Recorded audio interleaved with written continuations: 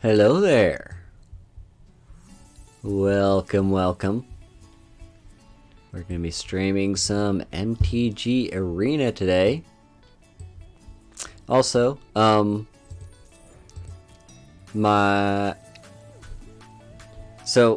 music selection was originally going to be dubstep.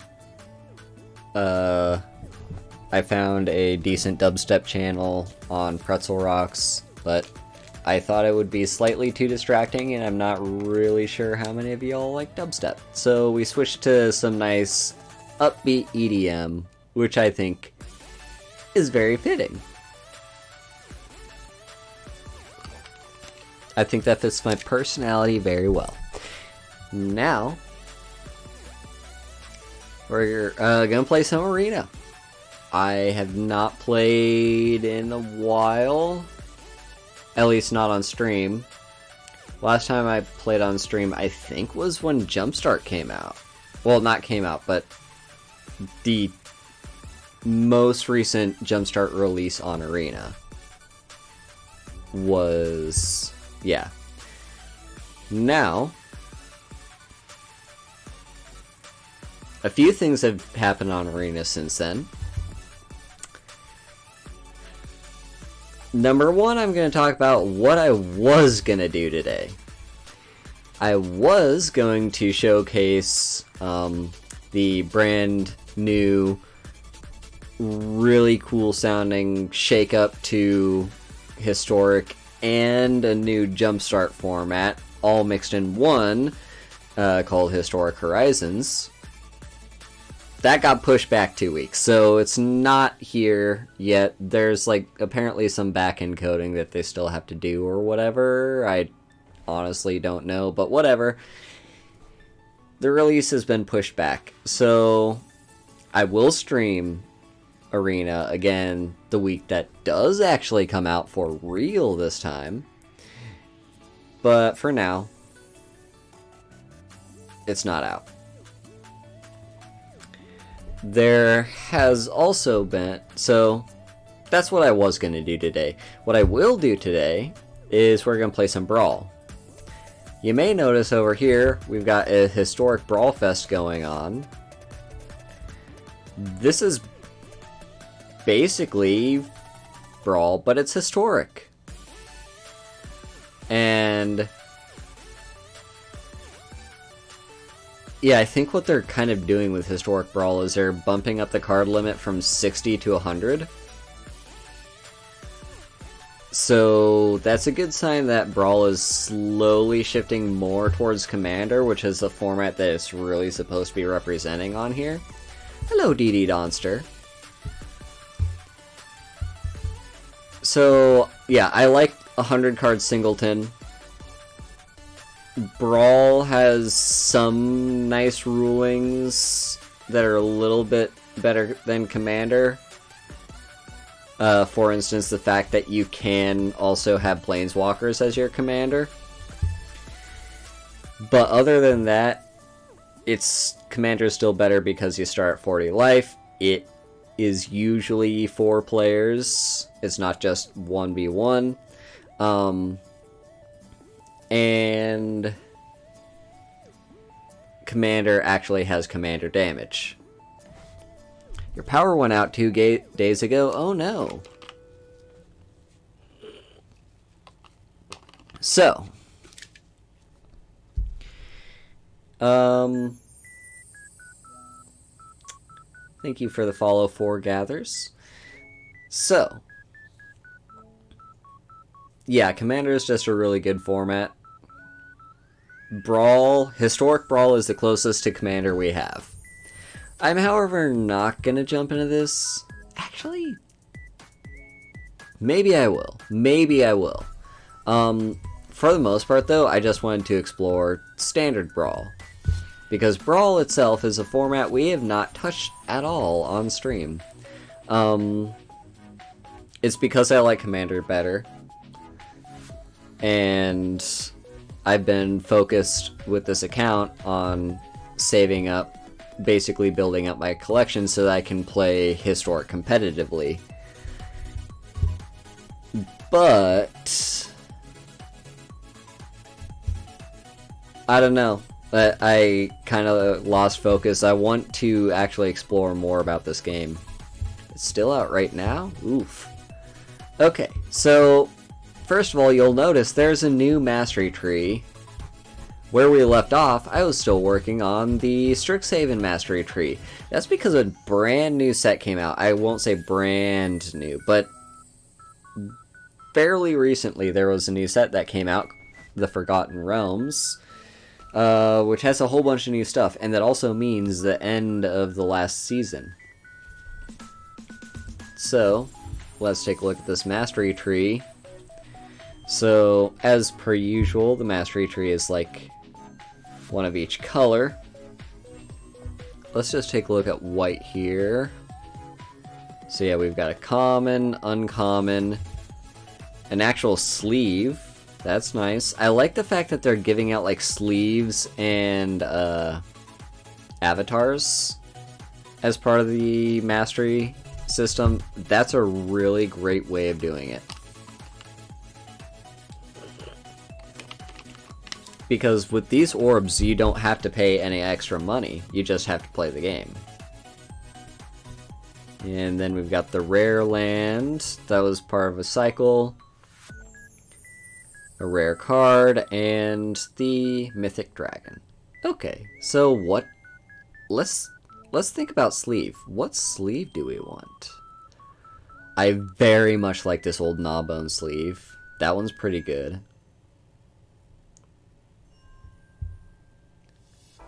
Ebondeath is also kind of nice, though. And I have been playing a lot with black. Yeah, I have been playing a lot with black on Arena, on stream here.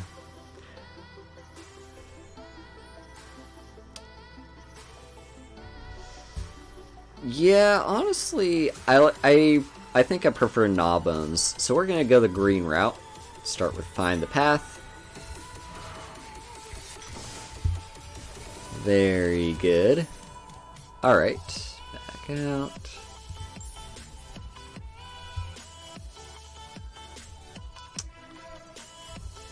Alright, so here's a few stuff that...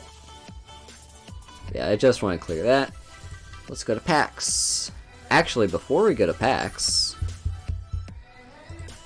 There's a new code every time a new set releases. Play DND. Capitalization does not matter. It will just get you 3 free packs from the most recent set. So, Strixhaven. Yeah, we're just gonna open some packs. I don't know why the arena's being slow right now. Okay, so we got a Retriever Phoenix. That's pretty cool. Increasing Vengeance. Ooh. This seems like a sexy, sexy card.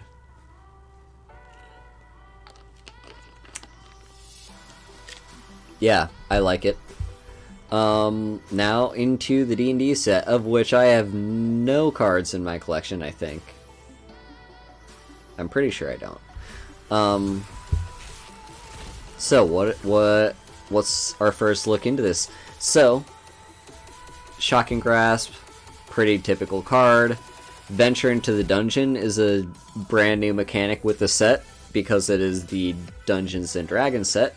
So, venturing into the dungeon is a thing, it's a mechanic. So whenever you venture into a dungeon, you have to pick one of these 3 dungeons off there to the right. And you just have to follow it. And you get free stuff when you do it. So that's nice. You see a guard approach. This shows kind of like a new thing with the D&D set, how a number of cards will just have something written on them as an ability, even though there are no other cards with that ability. So, for instance, Distract the Guard or Hide are worded as abilities. Well, like, as keywords or whatever. They're worded as though you're supposed to know what that does. But they include the reminder text of distracting the guard will tap a target creature. Anyway, that's just like a cool thing that they're doing. It's basically about how it's like D&D, choose your own adventure, that sort of stuff. I have played a little bit of Limited on my other account, and this card is a bit of a powerhouse.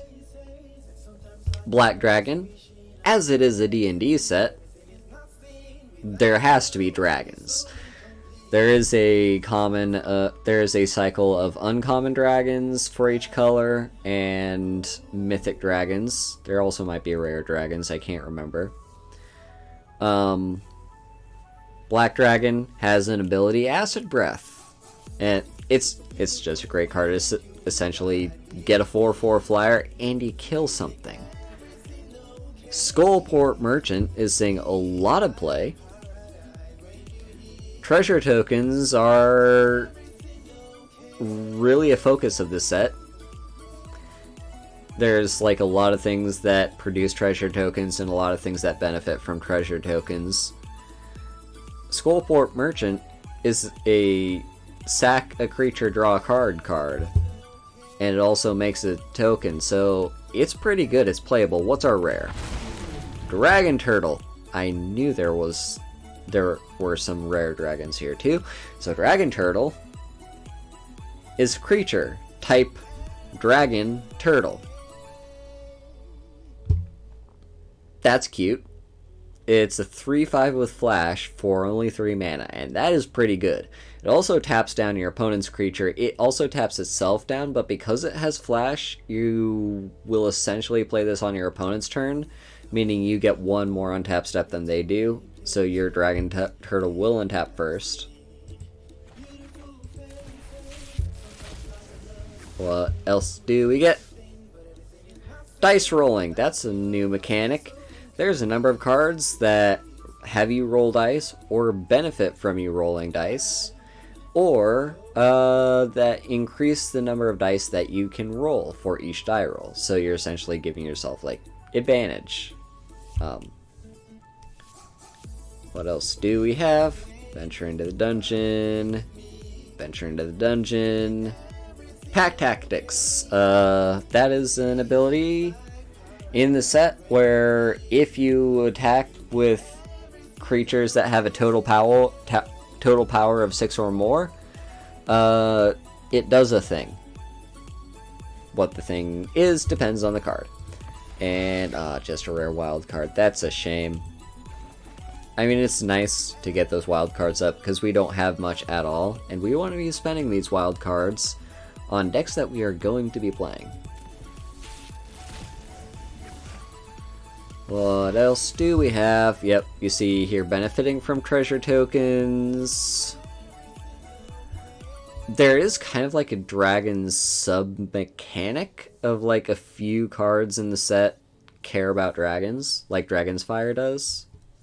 So that's kind of a thing. Yeah, see, Pixie Guide improves the number of times you can roll dice. Or like it improves the rolls of your die rolls. And right here, this guy benefits from your rolling dice. What is our rare? Ooh, a mythic wildcard. Hello. You've got a portable charger right now? Cool, cool. So, die roll. This card's actually pretty good. This is a powerhouse.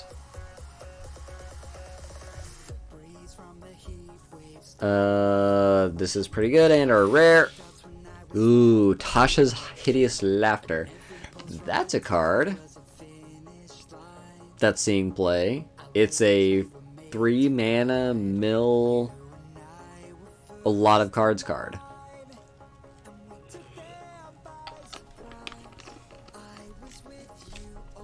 So, yeah. What else do we get? Pack Tactics. Yeah, this card benefits from you having ventured into the dungeon if you complete a dungeon. That's kind of cool. You on Team Allison. I like that card.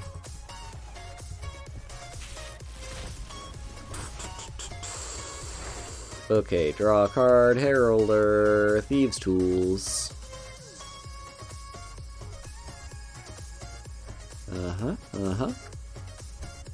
Ward is back. It seems Wizards likes Ward enough that they're gonna keep it around for quite some time.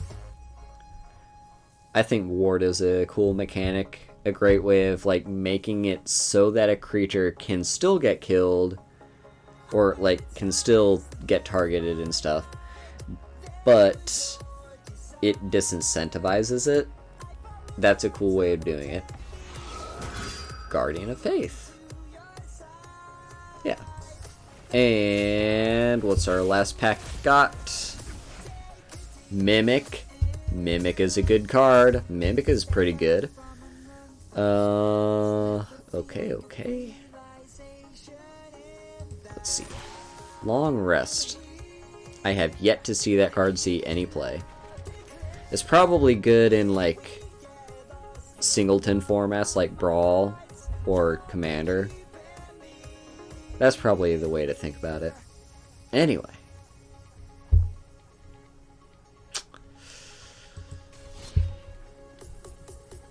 Also, as you can see, I've mostly been playing with my Witherbloom deck. So I'm just thinking.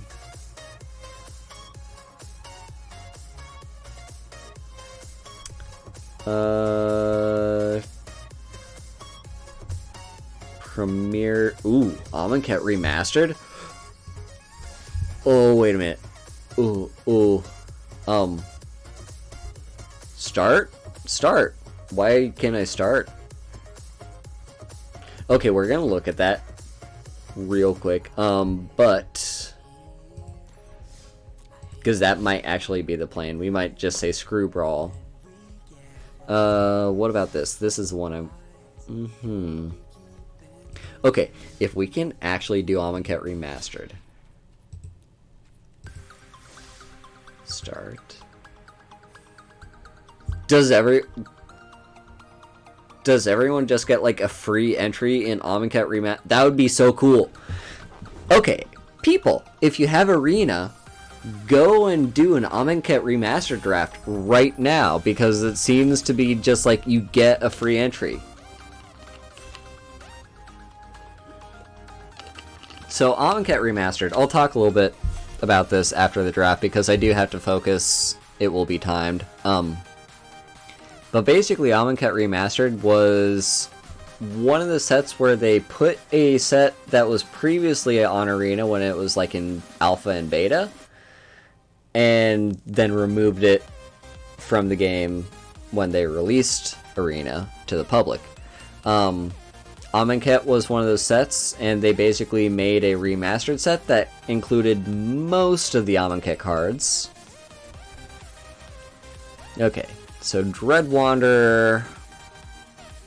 That card's okay. You know, that's a rare. Lord of the Accursed is actually a little bit better than Dread Wanderer, but it is a rare. I'll take the Dread Wanderer. Give me my rare. Alright, Ruthless Sniper. That can be pretty useful.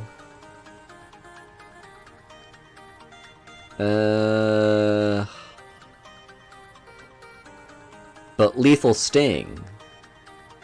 Yeah, I think I honestly want Lethal Sting more. Because 1 mana removal spell? Hell yeah. Lord of Extinction. Hello. Yeah, this card was not even in Amonkhet. It just came with Amonkhet Remastered. They wanted to put it in Arena, so they're like, we'll throw this reprint in a, like, remastered set. That'll be fine. Yeah, this card, super cool, super nice. It's a rare.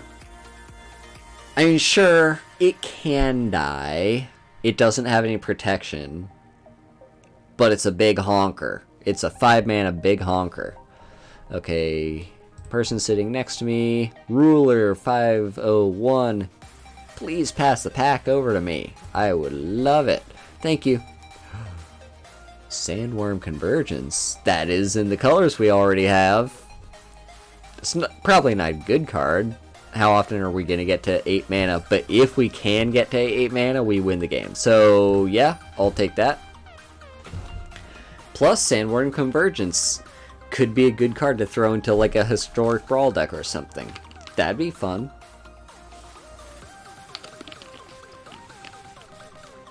Okay, so we're kind of playing black and green. I feel like I do that a lot on stream. Huh. So it's a 3 mana 3/3 with downside, but it is a zombie. Scarab Feast is kind of nice. Yeah, cycling was a thing in this set. 5 mana 4/4 with Vigilance and Reach. Maybe. But no, I think I like the curve of this one better. 3 mana 3/3. Plus zombies is a supported creature type in this set, so having a zombie is not a bad thing. Especially Dread Wanderer is also a zombie.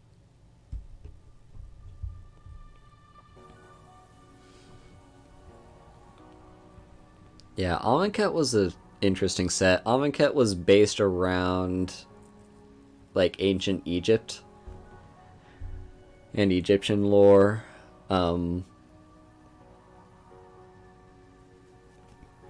So you know we've got, you can really see that in all the art. So that's pretty cool. Finally, another pack to choose from. Well, in our colors, we really only have 2 options. We've got Stinging Shot, which seems like it can either kill or cripple a flying creature. Or if my opponent's not playing anything with flying, it cycles itself. So that's not bad. But the Cartouche, that's a card I have to take, right? Let's see, 2 mana 1/4. Yeah, fine. Festering Mummy though. But Desert of the Glorified is in our colors. This is also in our colors. Ooh, we've got a lot of stuff in our colors in this hand. I think I'll take the Kudu. We might have a pretty decent sub-theme. Yeah, I'm not taking that. We do have a pretty decent sub-theme of 1/1 counters. I mean -1/-1 counters. Let's see. Evolving Wilds wouldn't be bad. The Wasteland Scorpion.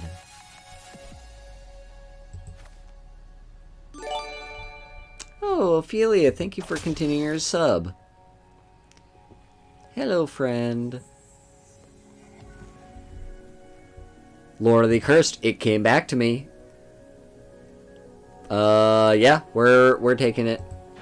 Aw, hello.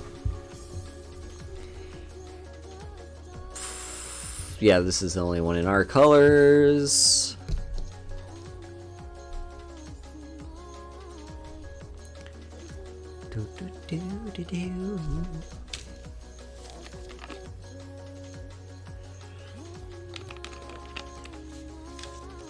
Yeah, thanks for stopping by. It's good to see you here. Why do you pass so slowly? It's very simple. Just take the cards that are the colors of what you've already picked. It's not difficult. Yep. This is all we can get. Aw, thank you. Nice. And give me something good.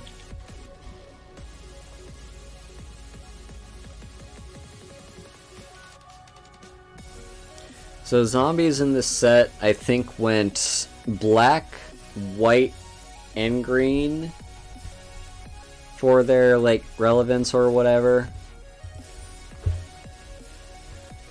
Like, there were more black zombies than anything else, but then white was kind of secondary. Ooh. Hollow one. Yeah, I'll take it. Hollow one is pretty good. Here's another one of those cards that got reprinted, but wasn't in the original set. I'm gonna take it. I'm not gonna play it, but I'm gonna take it because it's a pretty good card. So is Rest in Peace. It's a rare white.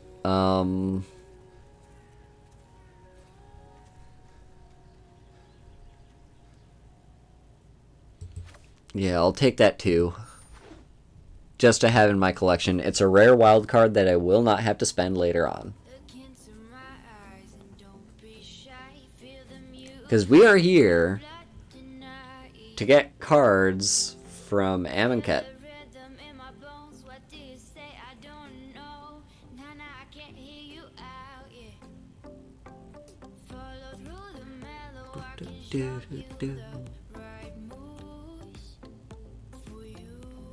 How slow are these people at passing?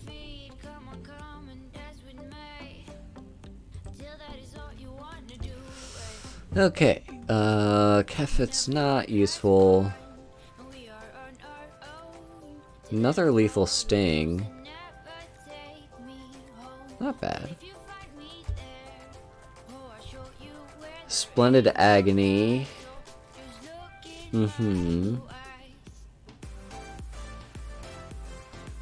Quarry Hauler's not actually terrible.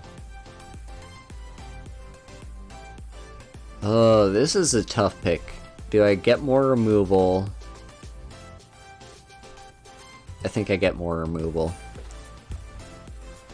Alright, Battle Manifestation is not that bad. I think I've got a decent few cycling cards. Another Ornery Kudu. Yeah, I'll take the Manifestation just because it's uncommon. Not bad. Haze. I mean, I think I gotta take this just because it says Haze on it. Yeah, we'll take Haze of Pollen. Also, it's a fog, which I love fog cards.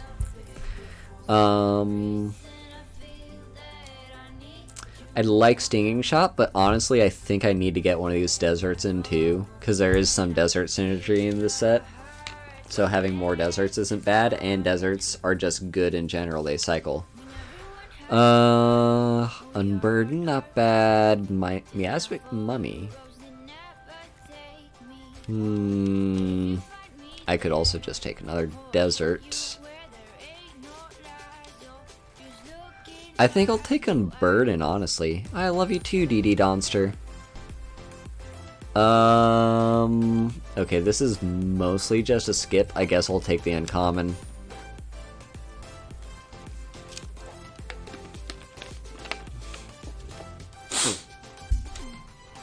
By the way, I was playing Slay the Spire last night after yesterday's stream with Ian and Curry, and, because, you know, no, why am I taking blue? I'm not blue. Ooh, Exemplar of Strength. Yeah, I like that card a lot. Yeah, it kind of got me hungry to play more Slay the Spire, so I did that last night. And, I had a really insane run. You know, I had like 2 runs with the defect. Neither of them were particularly satisfying in any way. And look, Quarry Hauler came back to me. So I went ahead and... So I did 2 runs with that character, but I wasn't satisfied, so I just, like, hang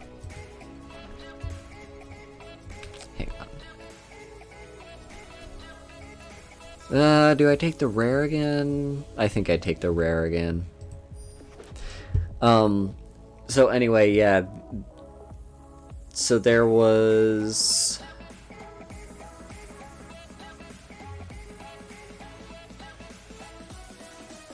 was I talking about? Right, Slay the Spire. First, real quick. Soulscar Mage. I mean, that's...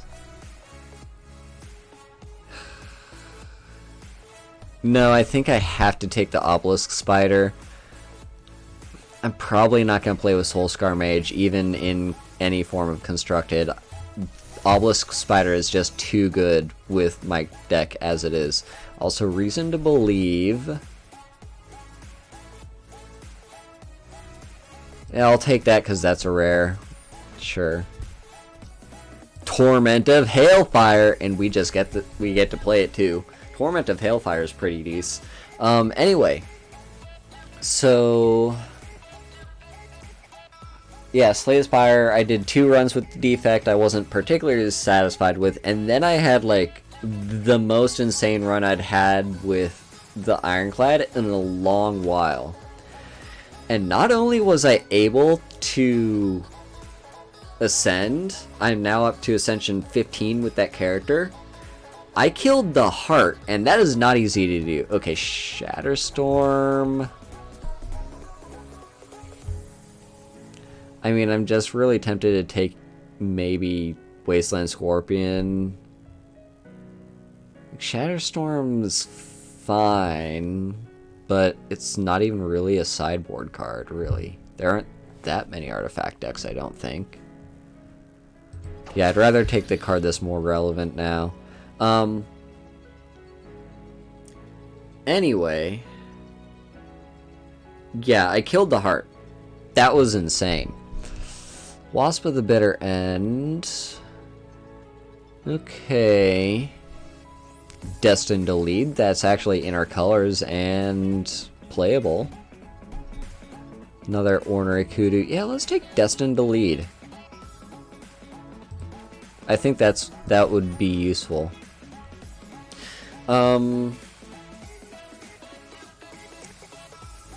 So here's how the run went. Maybe I'll talk more about it. Hello, Blue Hope. Liliana's defeat is not really going to be useful, actually. I could take this for ramp. This just likes to die. This is more Wasteland Scorpions. Honestly, I think I'll take the Wasteland Scorpion. Yeah. Beneath the Sands. I do like that, actually. Yeah, I'll take Beneath the Sands. Maybe I won't get too deep into detail. Alright, see ya, DD Donster. Thanks for stopping by. Yeah, there were... I won't go too far into detail because this is an MTG stream. You're not here for Slay the Spire. But at the same time... It's a story I could bring up another time because I'm planning on doing a Slay the Spire stream probably next week. I guess we'll take Trespasser's Curse, though we will very likely not play it. It's just in our colors. Like, that is a combo card if you can get your opponent to keep getting creatures. But that's the hard part, is getting them to keep getting creatures. Another Quarry Hauler, I think. Get us a little bit more of a top end.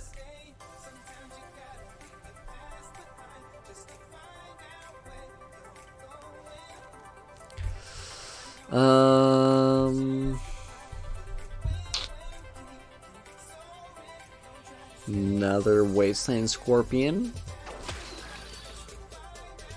I think Wasteland Scorpion is pretty good. Death Touch is very valuable. It also gets the Scorpion into the graveyard. Oh look, Shatterstorm came back. Okay, fine, I guess I'll take it. Yeah, Wasteland Scorpion is like fine. Okay. So we actually got a surprising number of red cards. I don't really care about playing red at all. We could play Claim to Fame just for claim.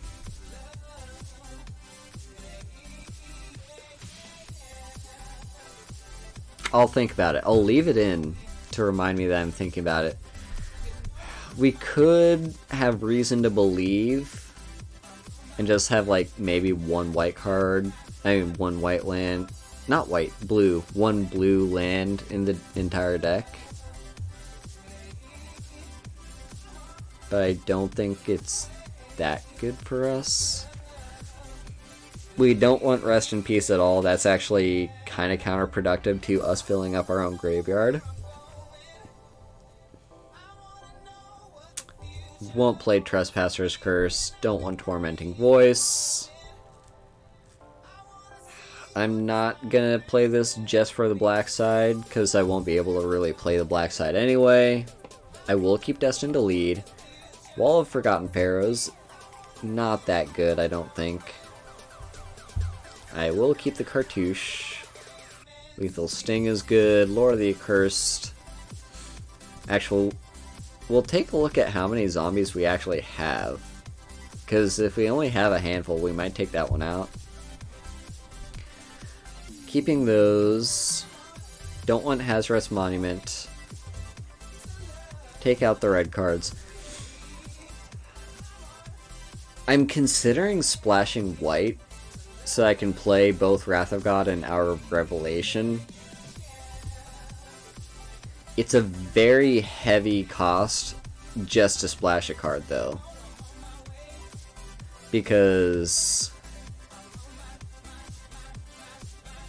yeah, basically I'd be playing only 2 white cards with 5 white mana pips between those 2.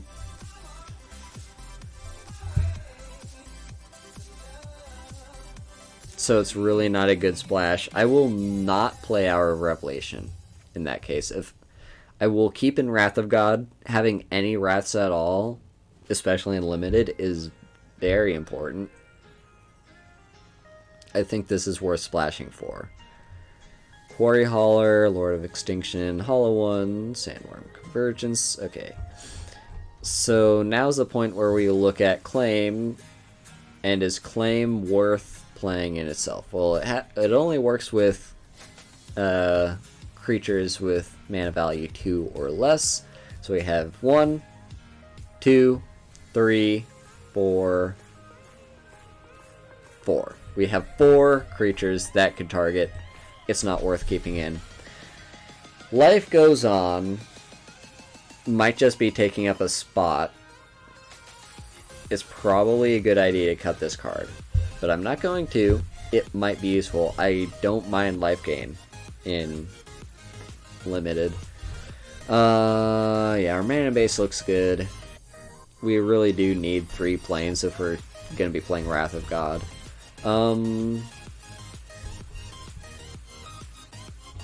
Lord of the Accursed. How many zombies? I only have 4 zombies, and one of them is Lord of the Accursed. What's our 16 creatures, though? Is still not that bad. Like, even if Lord of the Accursed doesn't always give us a benefit, it's still another creature in the deck, and has a decent body. And it has upside if I do happen to have zombies when I draw it. So yeah, I think I'll leave it in, honestly. And I know I've got a lot of 3s in here. 3 is pretty heavy. I typically... I know 40 is the recommended. Like, to have your deck as small as possible so that you draw what you need more consistently. But I find it doesn't cause me too much issue just to have my deck at 45. And that includes the fact that the game is balancing the number of lands, assuming I have 40 cards in my deck. So I'm actually going to have a small disadvantage on drawing lands. But usually when I draft on Arena, it's typically okay to have 45 card hands.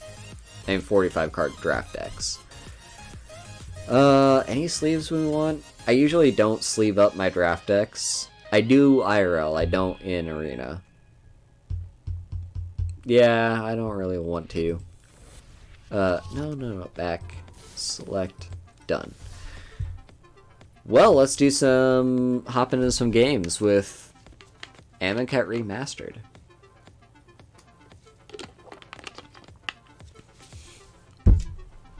Yeah, is it just free entry for everyone? Because that'd be very cool. Also, the card art right here represents young, or no, is it like old Gold Dragon or something? It's a 4 mana, 4/3 with flying, haste, and lifelink. And it's a dragon. And it costs white and red. So it's a pretty cool card. I like it. I like its design a lot. This seems like a decent keep. I'll probably cycle haul one. Yeah, I'll probably keep this cycle haul one. Actually, now what I'll do instead is play Exemplar of Justice.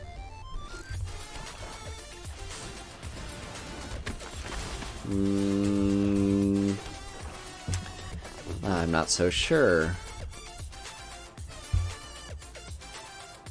Actually, I think I will. Yep, I still will. Play you.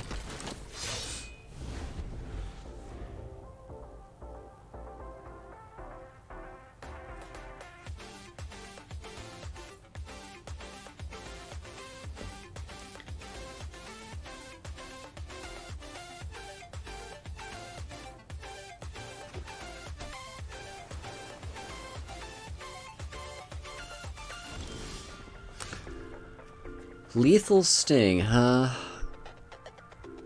I'm not gonna kill my own creature just to kill that one.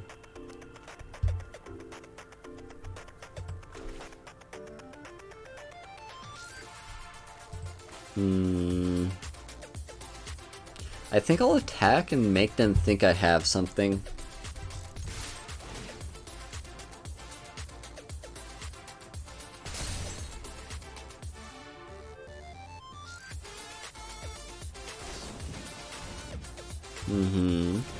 Well, they had something.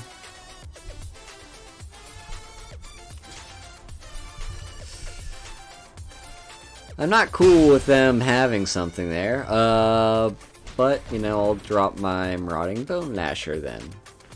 If you're gonna be that way.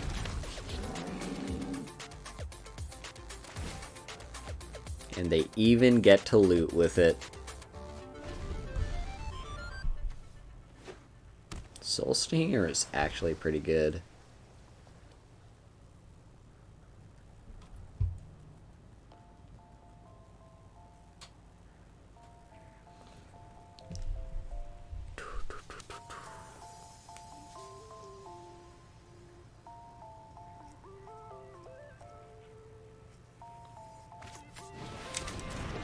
Speaking of Soul Stinger,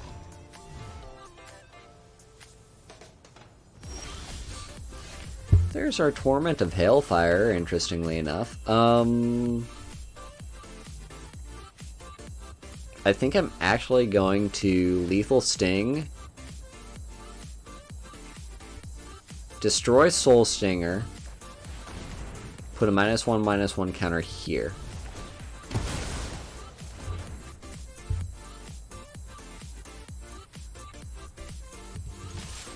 Now attack. Then next turn, if we don't draw a land, we can at least play Quarry Hauler. And either get rid of this -1/-1 counter here, or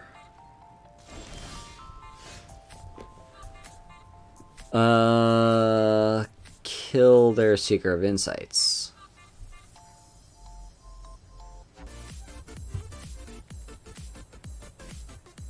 I think I'll kill Seeker of Insights.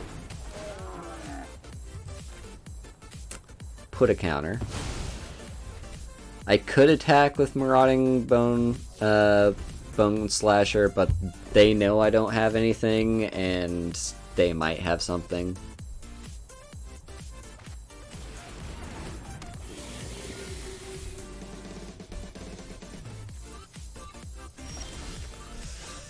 Okay.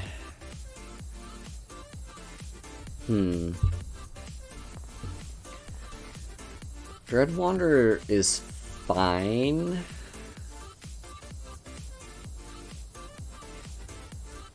Hollow One's just kind of sitting in my hand. I think I'll just drop Wasteland Scorpion and Dread Wanderer.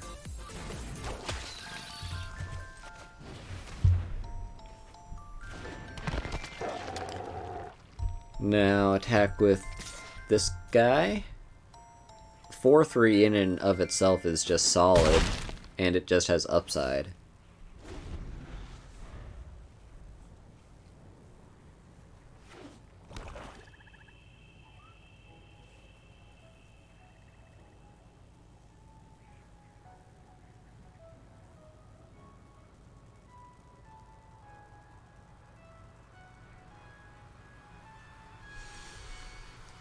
What you gonna do, buddy?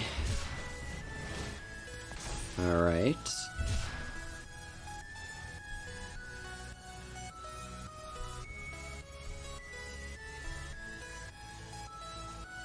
Could they not play that? I guess they couldn't. Yeah, I guess that card is more worth having as a mill card than anything else. I mean, as a cycling card, not a mill card.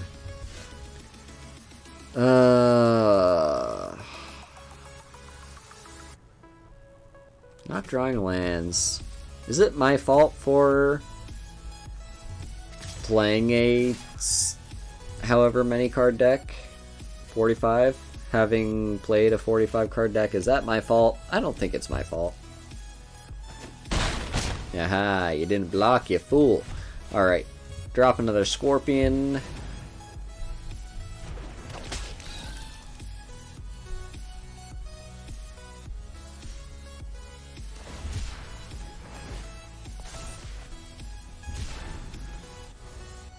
I can see Cycling Sensor, but I guess if they're not planning on using this thing... Cryptic Serpent is also a good card in a cycling deck.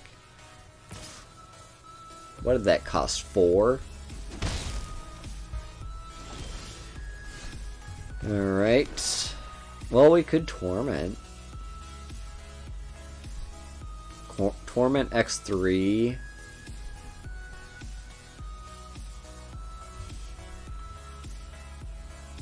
I'm gonna drop Hollow One. You know, just as a threat. And then next turn, maybe I'll draw even one more land, and I can absolutely demolish them with my Torment of Hailfire X4.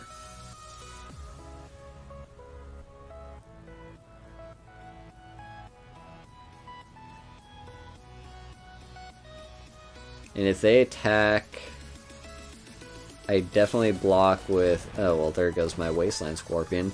I definitely block with, I think, my Scorpion to kill it. Oh, well. Yeah, here, I'll discard these two. You're not getting rid of my Torment of Hailfire.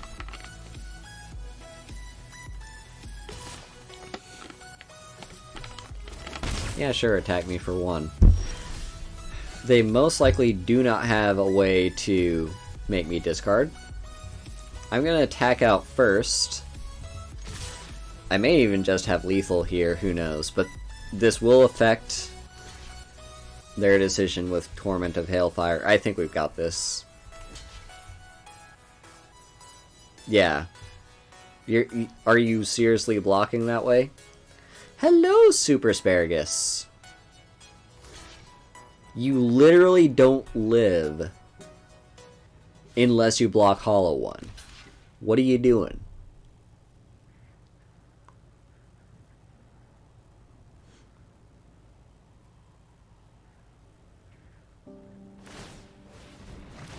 Alright.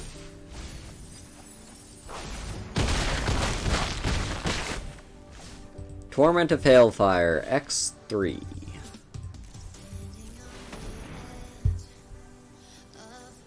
If they want to live, they have to sacrifice all their online permanents.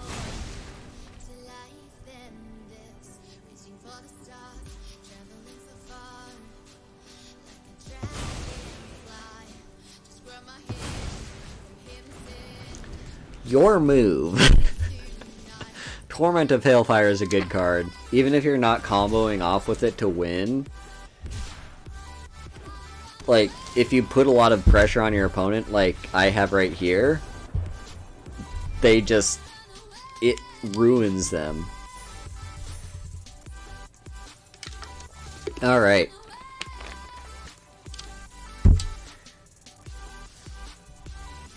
Let's go.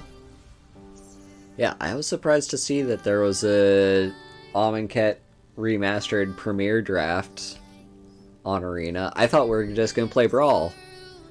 Big surprise to me that there was a format that I enjoy that's here for a limited time.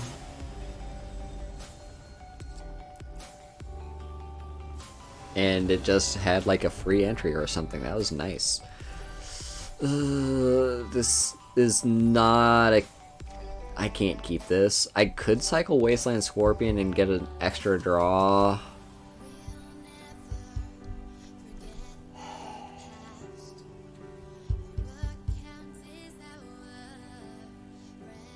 Every instinct in my body is telling me not to keep this. But we are here for the content, and if I can draw nothing but lands... Fuck.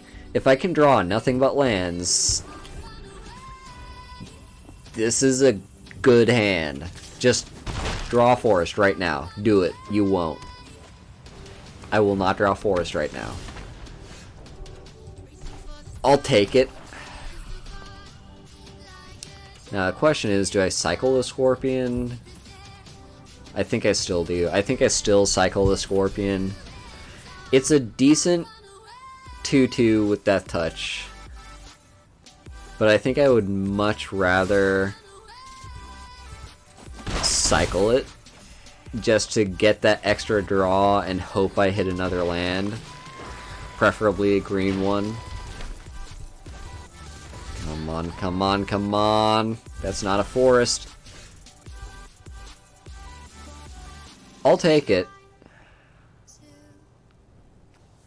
I think what I do... Do I play Unburden? Honestly, I think I need to play this just to save myself. You know, keep them from hitting my face. The next turn I could play Unburden. Play Desert Tact. Lord of Extinction is not good right now. It's only a 1/1. But there are ways to get it better. I mean, playing Unburden is one of those ways. Alright. They exert it. That's fine.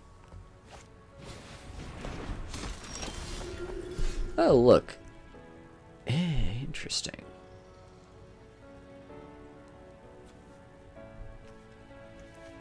That would let me leave open Life Goes On?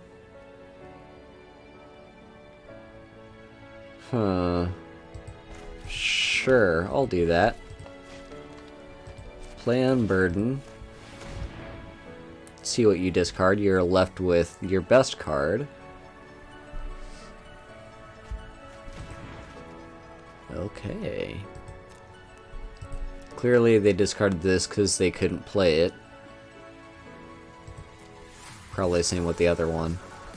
Alright, no attacks. This is instant. Yeah, alright, they tap down my creature.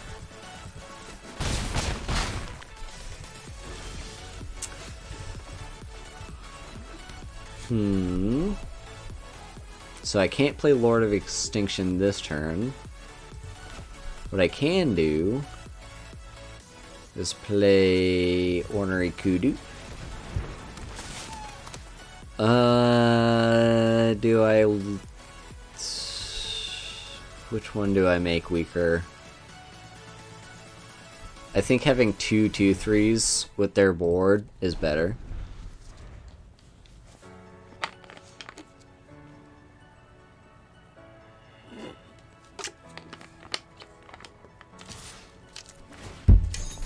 Yeah, Magic is... It's one of those games I always keep coming back to.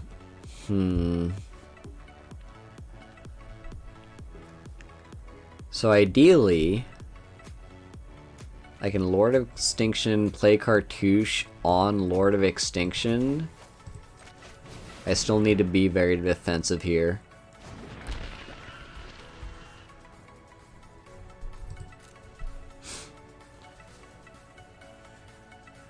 Because they have a lot of power. But if I can, I play Cartouche, put a -1/-1 counter here, kill Sacred Cat, a creature died this turn, so I can play Life Goes On, gain 8 life, and have a life-linking Lord of Extinction that is now bigger. That's an insane blowout turn. If they don't have a way to deal with my Lord of Extinction, and their Sacred Cat doesn't just die this turn,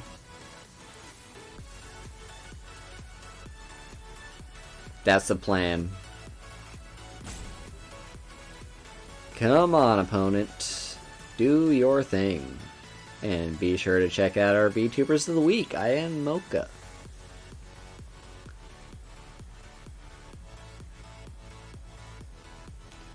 They're thinking very heavily right now. I mean, they still have a chance for winning despite being mana screwed this entire game.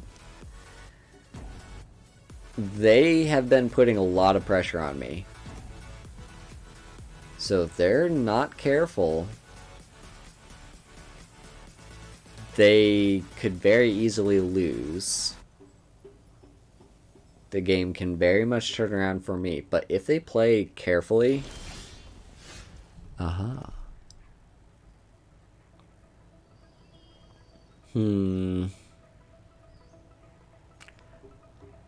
Well, now I could play Obelisk Spider instead.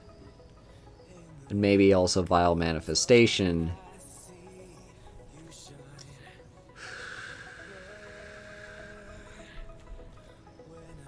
I want to maximize my value if I can, so yeah, I'll get Obelisk Spider out.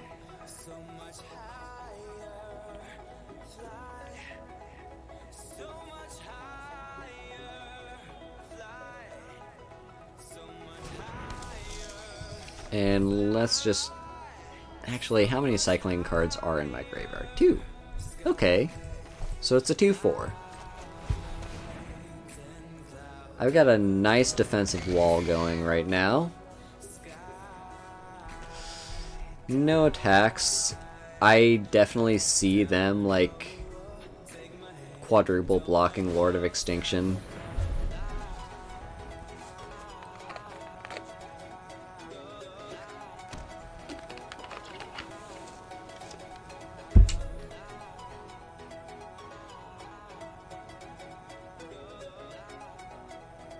Please don't have a way to deal with my Lord of Extinction, or please don't have pulled a Rest in Peace. Right, that is... Yeah, I keep forgetting about that guy. He is a bit annoying, being able to attack for an unblock. And we've got another flyer. Well, this is a better thing to kill with Cartouche than that. So I'm going to do this. You get the Cartouche, get bigger, put a -1/-1 there. Now play Life Goes On. Now attack. I think this is real. I guess I could also attack with Obelisk Spider.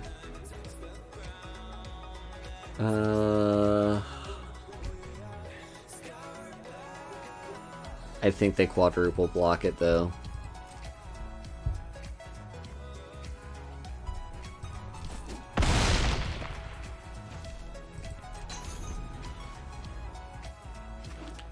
So things are looking up. I have a 7/7 with lifelink. That gets bigger.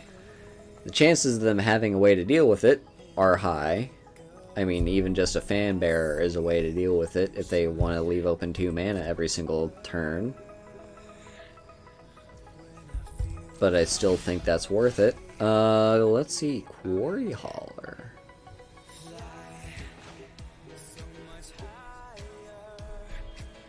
Yeah, let's play that.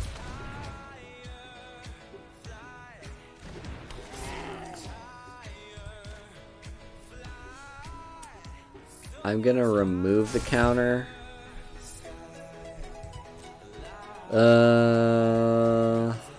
Yeah, so they tap down Lord of Extinction. They could also tap down, like, my Kudu, or... I don't know why they would tap down the Spider, but they might. Actually, now they have a reason to. It'd save them more damage, though, to tap down the Kudu.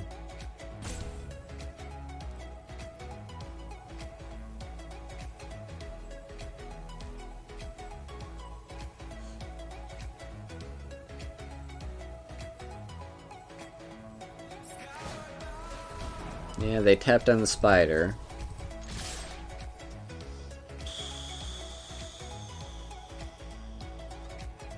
Yeah, I swing out. I definitely swing out. I want to keep pushing on pressure. And we're in a decent spot with 20 life. And basically every turn they're having to give up at least 2 mana.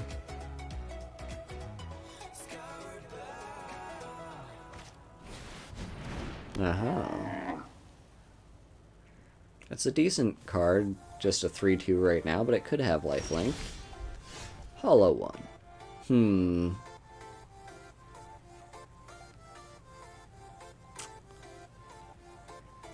Let's see.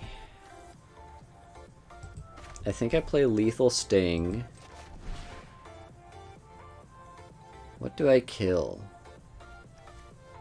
Maybe the Gustwalker, maybe the Camel. I think I kill the Camel. Put a -1/-1 here.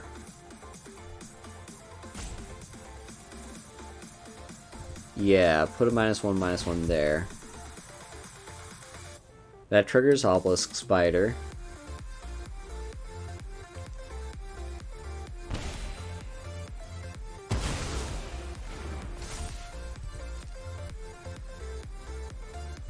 What zombies do I have?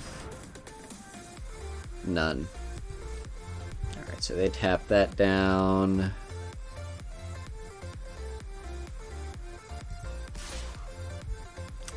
They'll probably trade off with a few creatures.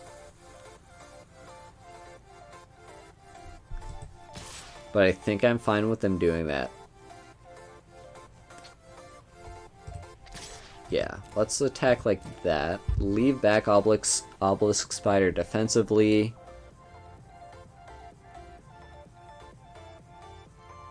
And if they want to double block and kill stuff, that's kind of fine. Heck, if I need to at instant speed, I can make Vile Manifestation bigger. Okay, I thought they were gonna kill that, so they did.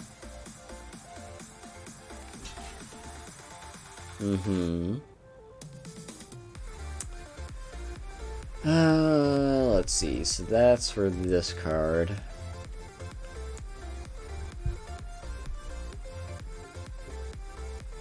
I think I'd rather kill the Priest. That has the most defense.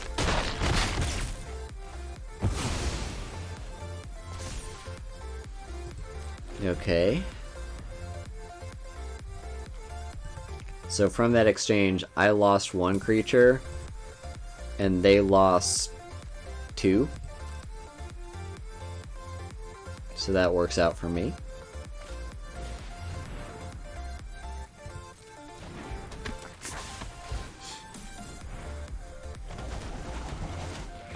Oh yeah, 3, right. Wait, what? No, it was 2. Yeah. They lost the cat and the priest. I think I'd rather play Hollow 1 than cycle it. Because a 4/4 seems pretty strong on this board. They're going to tap down Lord of Extinction. Yep. Let's swing out. I'm still going to leave back my spider, I think. Don't know. Why not attack with the spider? If they block to kill the spider, I get in for lethal, right? Or pretty close to lethal.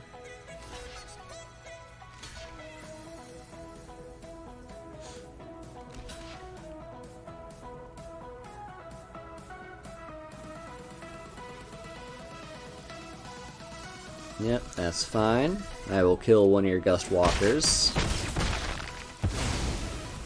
And now, show them my 4/4. I showed you my 4/4. Please respond.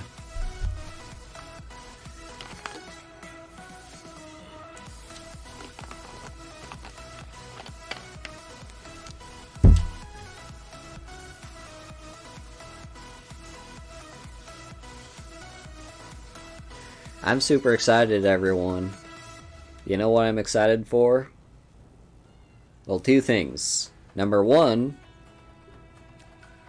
actually, let's say 3 things. Number 1, there is a whatchamacallit. I have commissioned a bunch of overlays, so I'm not going to be using stock overlays anymore that I just found online. I will actually start using my own, like, custom overlays. I will post about them on Twitter when they do get finished. But in the meantime, hell yeah. Then, so that's one thing.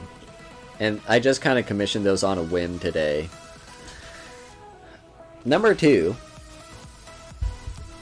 I'm gonna probably play some, ooh, very nice. Very nice.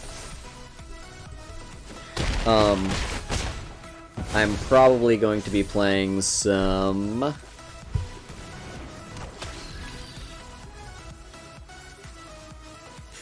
what's that game called? Sea of Thieves tonight, just like on my own free time, not on stream or anything.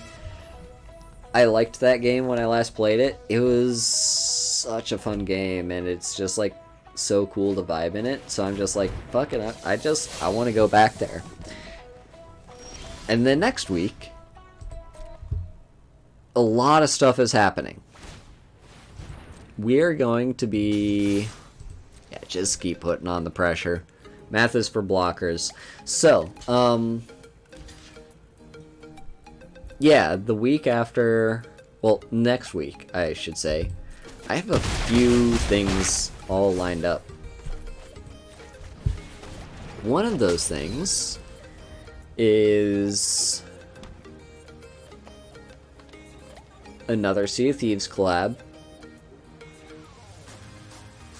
We're also going to be doing, that post has been circulating on my Twitter about, drop your PNG and I will put you on a tier list about how huggable you are.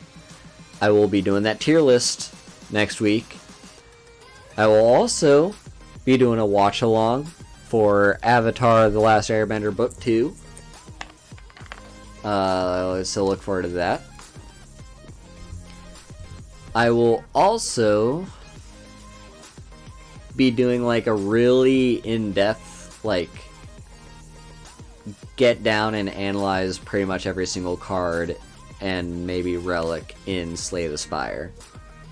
So I'm going to do that too. Is there anything I'm forgetting? Oh, also, I'm gonna be trying my hand at drawing. I got a drawing tablet, and drawing is just like a skill that I've wanted to have for pretty much as long as I can remember. So having, well, not as long as I can remember, but it is like a skill that I think I have the potential to be good at. I just never bothered putting in like any special time to learning how to do it. So I want to give it a go, and we're gonna start next week with that.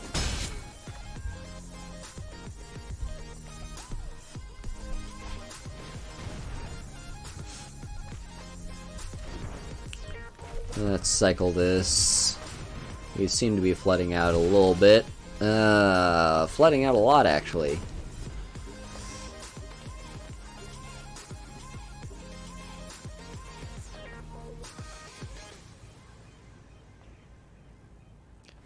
So yeah, I'm excited about a lot of things.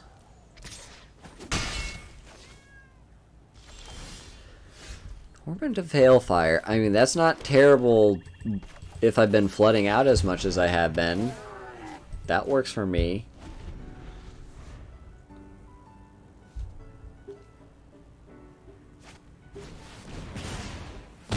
Alright. Cool. Do that.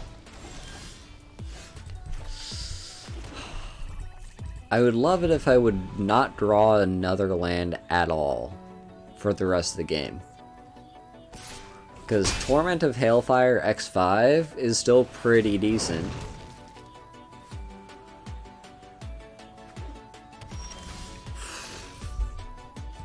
I won't complain about Haze of Pollen.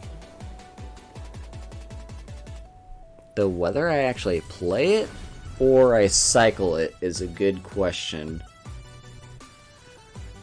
I guess it depends on how much they attack me for. If they attack me for more than 5... Okay, I'm gonna save it till next turn then, actually. Oh, this turn, actually. Yeah, let's Fog. Really, game? Just flood me out, won't ya?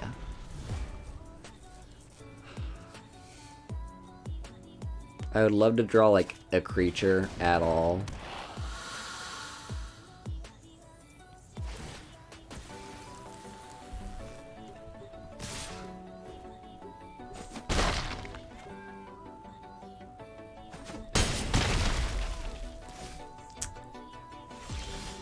Yeah, we're gonna lose. Almost definitely. I guess I can Dread Wander and Lethal Sting, like, they're snipers. But if they have, like, any creature at all, I am very screwed.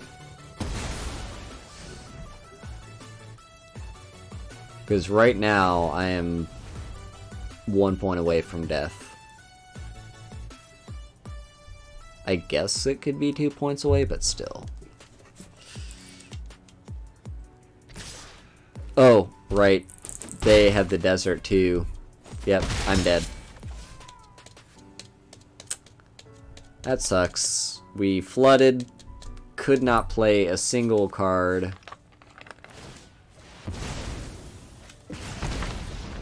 Because we didn't have any cards to play. We just drew a whole bunch of useless lands. Because lands don't have any use if you don't have spells to play with them. Did any of you drop by the Slay the Spire stream yesterday? That was really fun. I enjoyed just like, it's fun to be on the other side and watch someone else play. And like you can be a little bit more observant about what sort of plays they're making. Do I keep this hand? Honestly, I think I do. If I can drop Exemplar of Strength onto... I guess I should have led with Desert the Indomitable. I don't really see myself cycling that currently. Yeah, so play you. They might have removal here, because they weren't able to respond until it resolved.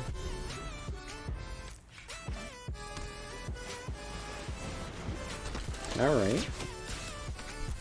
Let's see.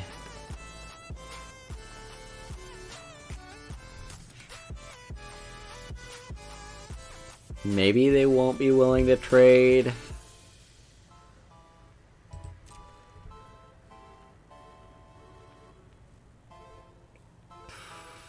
I don't think I should take that risk, honestly. Next turn I could remove a counter with Quarry Hauler. I think my Exemplar of Strength is more valuable than their Firebrand Archer.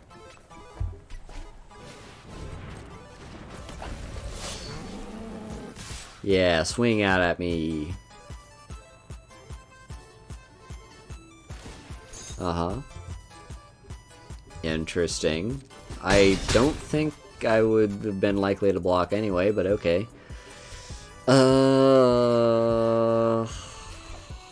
Wasteland Scorpion is not doing me any good without any black mana. It is not. That was my plan for today, was for me to play Jumpstart Horizons. But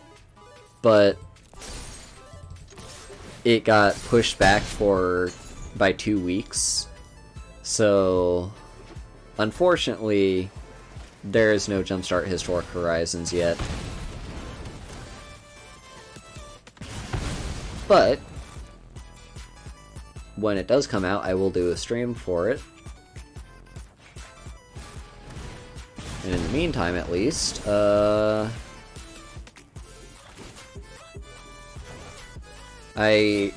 found out that there was this Amonkhet Remastered set, like, draft thing going on. Honestly, yeah, let's do that.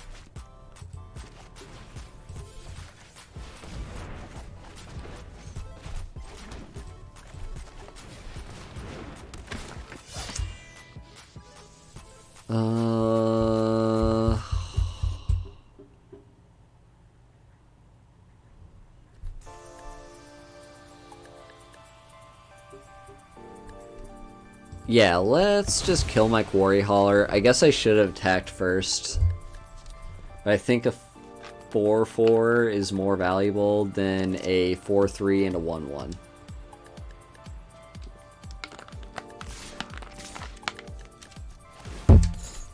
Alright, they exert. I forgot they could do that.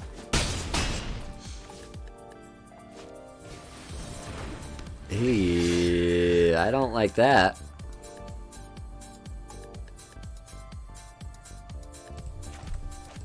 I'm probably gonna lose. I'll play the Scorpion. No attacks.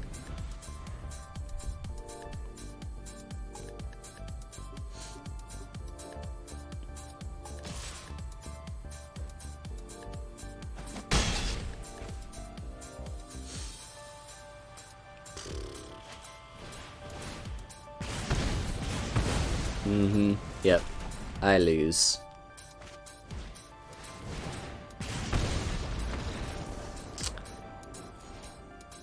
So that Firebrand Archer at the start of the game that I was like, I think my 1/1 is more valuable than that.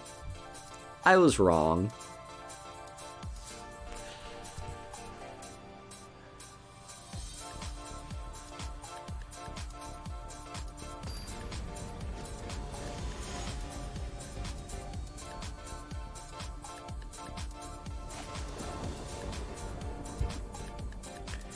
Alright, Lethal Sting, Exemplar of Justice, and Beneath the Sands. I think this is a decent hand. I've got 3 lands, all my colors. Actually, only 2 of my colors.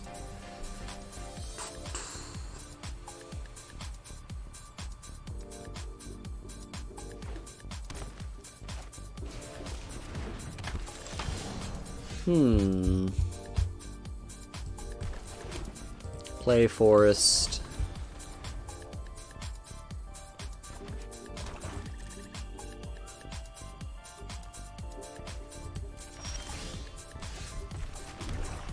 Nice. Next turn. It's a question of, do I play Scorpion or Beneath the Sands? Probably Scorpion, because I'm still carving out as is, or... Actually, no, I still need 1 more land to be able to drop my 4-drop. Okay. I still think I play Scorpion. And let's attack. They block, sure.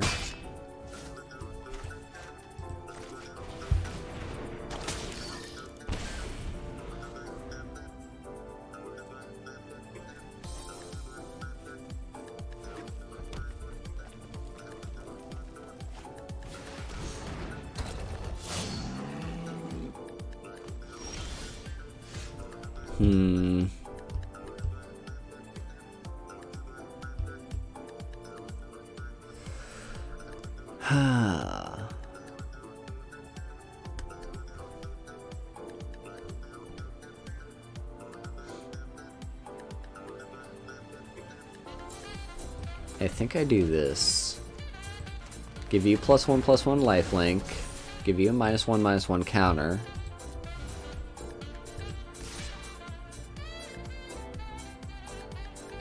And heck, let's just swing out.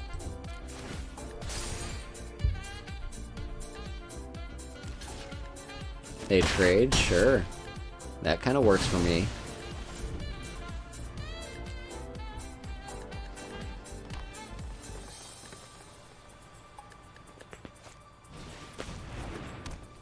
Uh-huh. So they like went all in on Trespasser's Curse. Like, it's a fine card. But also I can just put a shit ton of pressure on you with my 5/5 lifelink.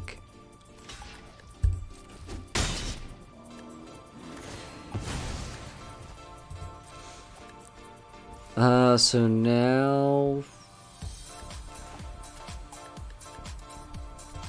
Nah, I still want to, like, pressure you.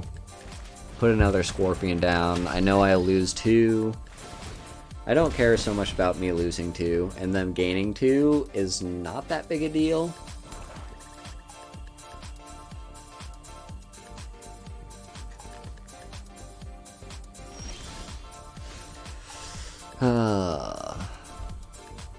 It does kind of suck that I'm not drawing any lands.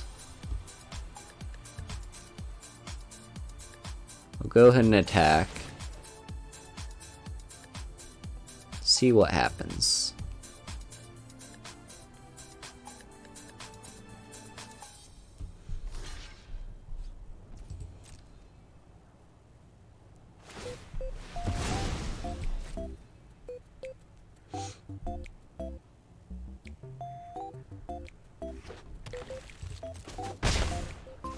Okay, let's Beneath the Sands.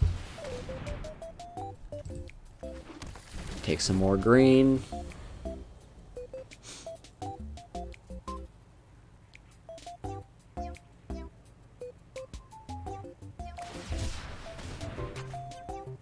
Yeah, they have the opposite problem of me. They're flooding out.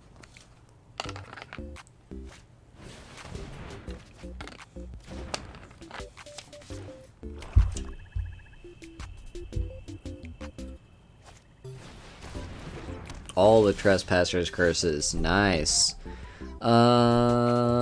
Pressure.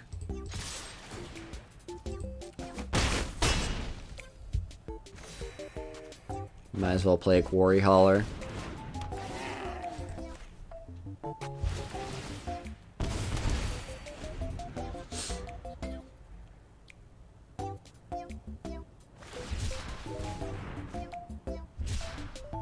Yeah, Stinging Shot's not really doing you. Ooh, Liliana's Mastery, that's a good draw.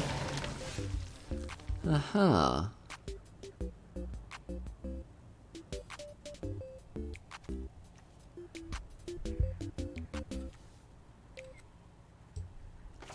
Let's put a -1/-1 on you. Well, kill you. -1/-1 here. Alright.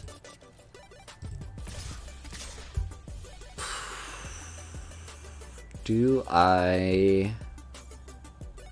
Yeah, I offer up the trade.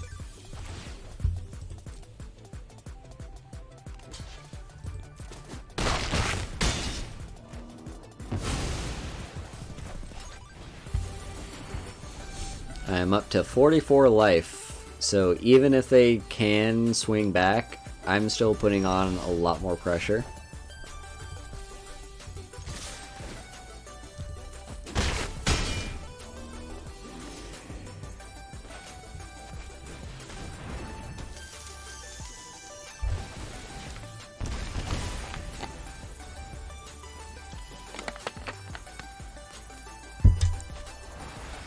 Ooh, very nice. Final reward was a good draw.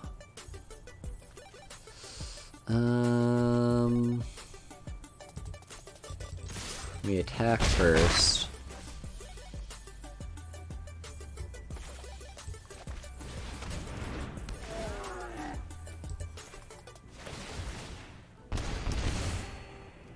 Let's just remove that.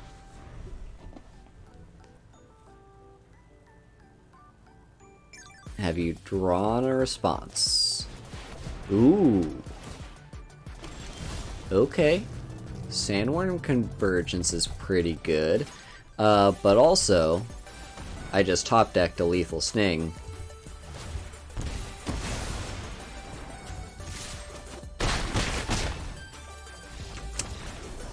Very nice. That went pretty well.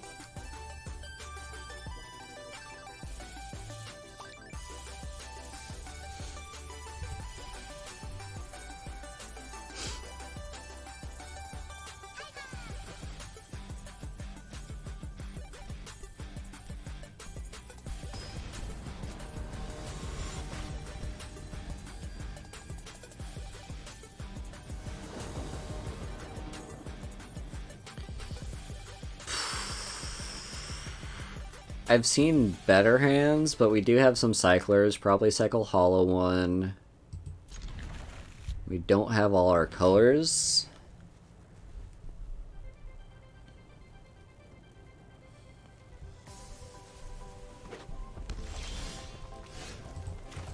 We'll most likely be cycling Haze of Pollen.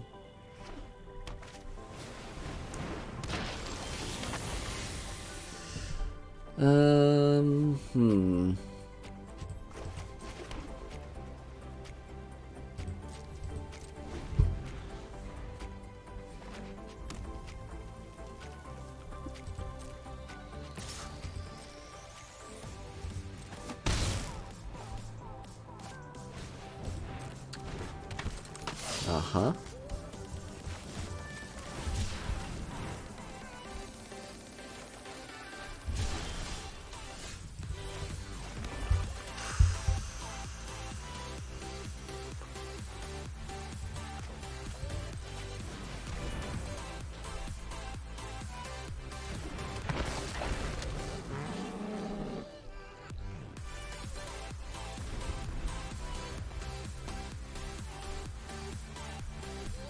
Now, Destined is an instant. Okay.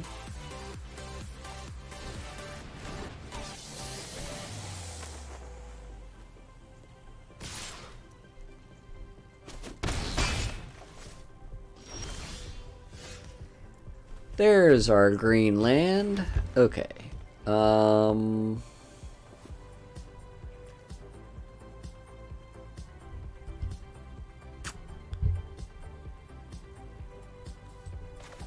let's play our cartouche.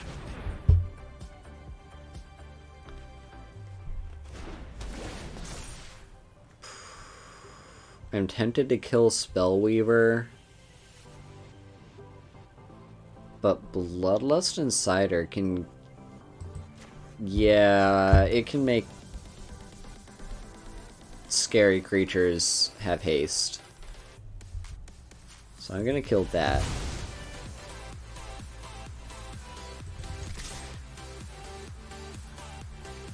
I'm aware I could kill their Slitherblade by by putting the counter on that and playing Quarry Hauler next turn, but I'm not too worried about that.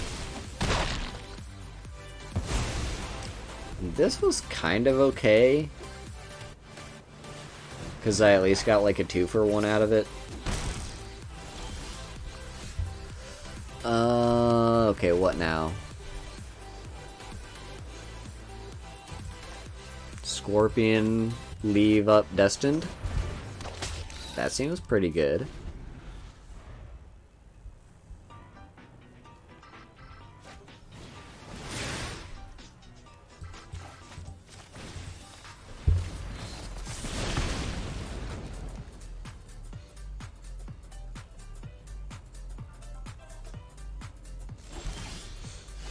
Alright. Let's see. Oh. 2-for-1, you say?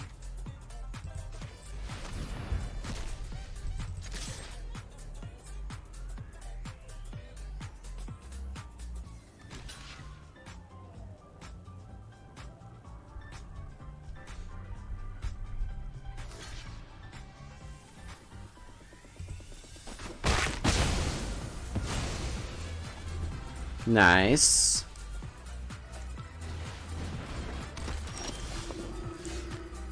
Okay.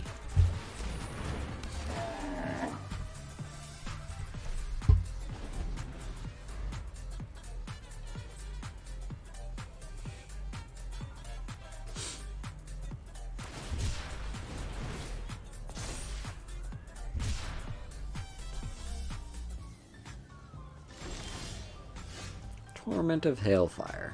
Not a bad top deck. I think I kill that.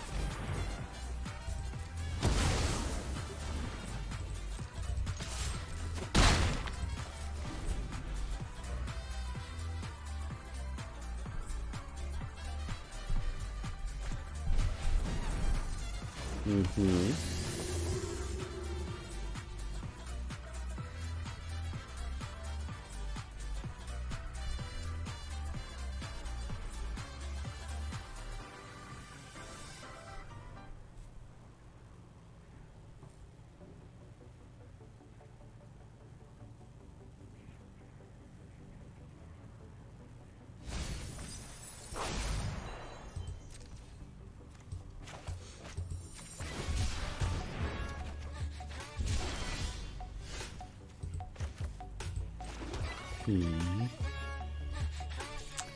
Okay, so Vile Manifestation would be it'd be a 3/3. I mean a 3/4. It's not bad. Yeah, let's play Quarry Hauler. Get rid of that counter. Attack. And now drop our 3/4.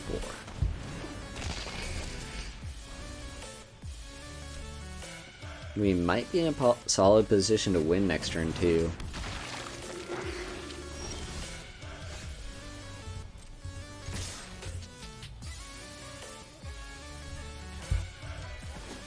No blocks is ballsy. Okay, so... X5? Yep.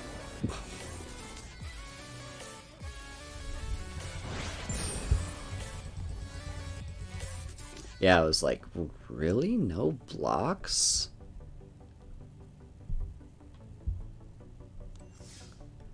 Alright, we're doing pretty well. We've got to where we won ourselves 3 packs. Let's keep going.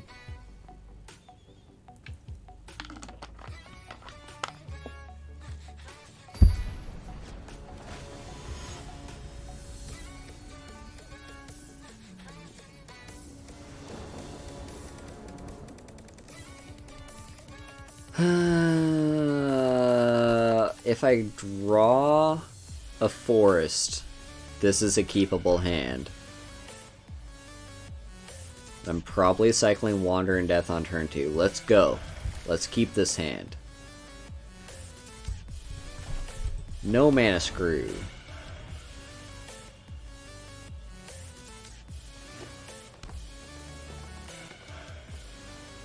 Because there's a decent chance if I do not draw a land, I lose. Uh-huh. Don't really like to see that.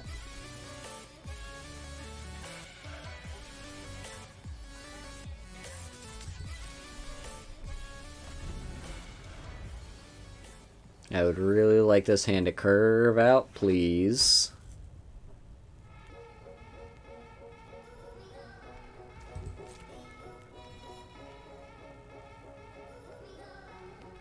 Come on, land. Come on, forest. It's a land. It's not a forest, but it's a land. I'll take it. Let's play Lord of the Accursed first.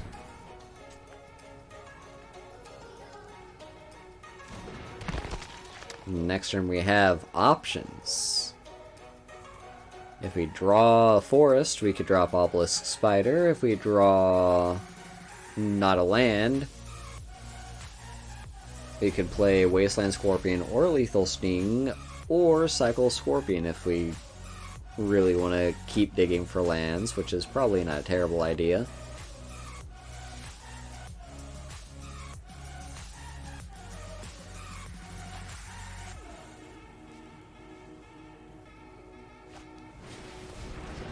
Uh-huh. 2/2. Oh. Okay. Bear with upside. I'm tempted to cartouche, but I think I'd go combat. I'm honestly fine if they spend a card to kill my lord. They don't. Alright, let's drop Scorpion just as a body. Show them that we've committed 2 creatures to the board in the past 2 turns. And next turn, depends if we draw a forest. We either kill that with Lethal Sting, or whatever else they play here. Or I play Cartouche. Cartouche is probably the better play. I like Cartouche when it's on Lord of Extinction, though. Ooh, a 2/4. Okay. Just a vanilla 2/4? I guess so.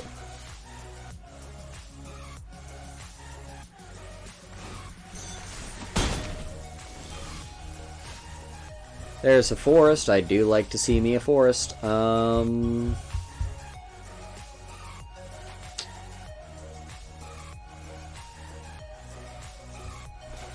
Let's just say no attacks. Drop Obelisk of Spider. Obelisk of Spider. Obelisk Spider.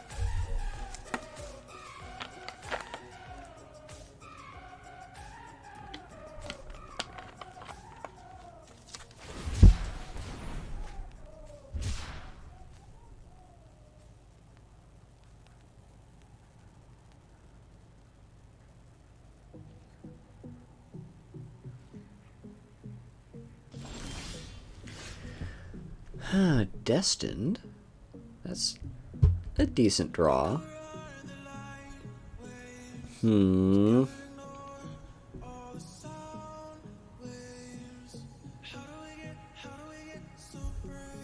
think I Lethal Sting. Because that 2-4 is a little bit annoying.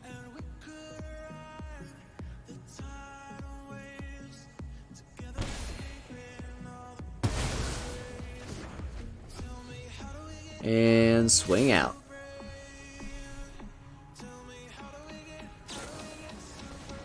Life goes on. Alright.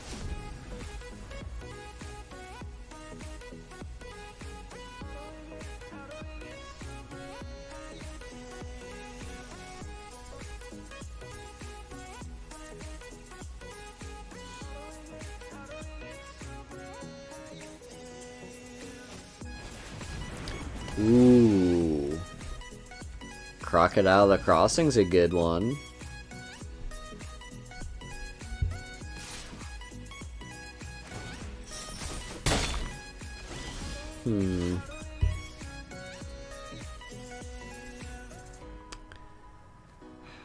I'd like to save Cartouche for Lord of Extinction, but I think I have to play it now.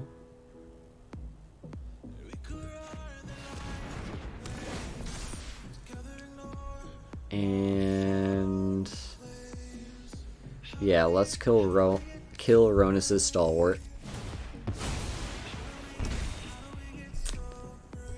No attacks, because that is a 5-4 staring down at us.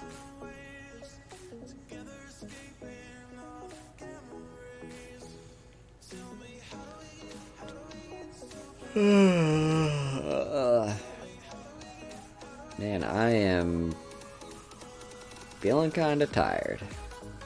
It's just one of those days, you know? One of those days where you just want to lay back and not really do much. How's everyone else's Saturday going? Alright, we finally drew our land for Lord of Extinction.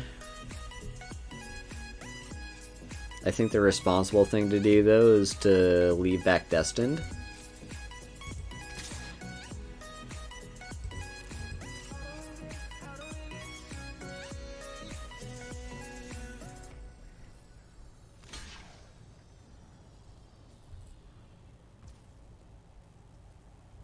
I'm fine with that.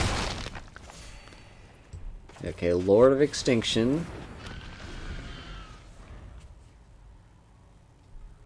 You're having dinner, that's good.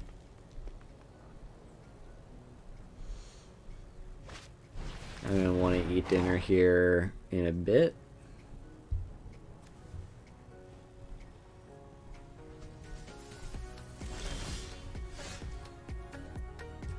Yeah, let's just play this out as land.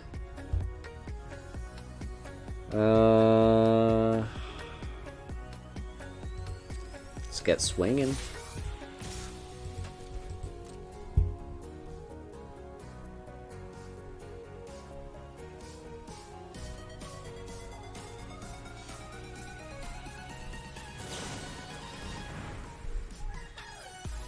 Okay.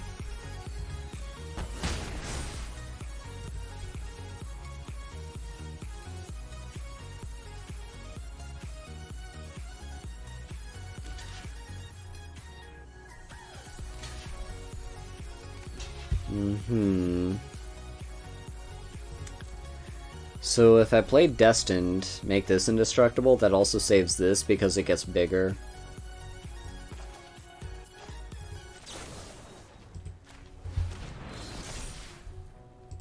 There we go.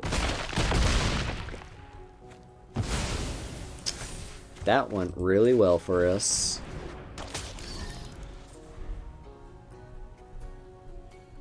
And we have an 11-11. Your move, opponent.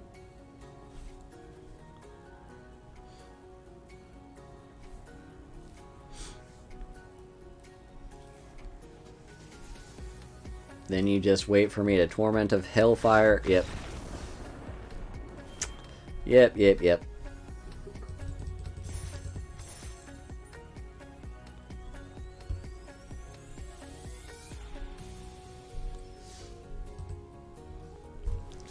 Just 2 wins away from going 7-2.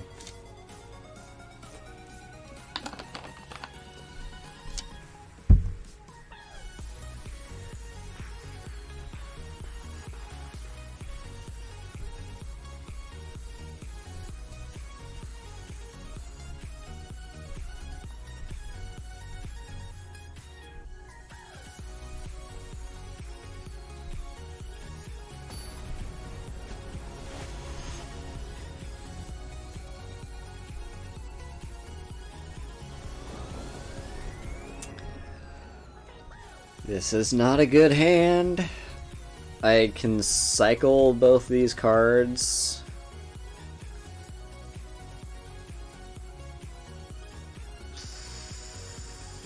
My instinct is telling me to mull, but I'm gonna keep.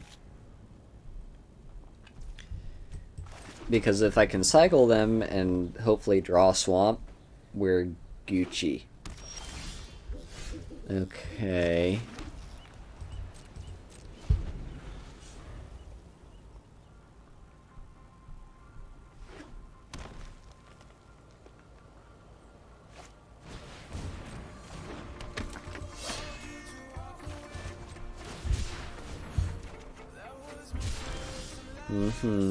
Oh, there's a swamp. Alright, play our 3/3.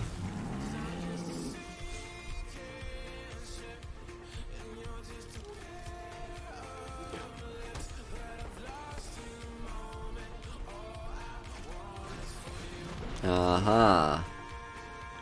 Not a terribly big fan of that. Them getting to draw cards is not a thing that I like.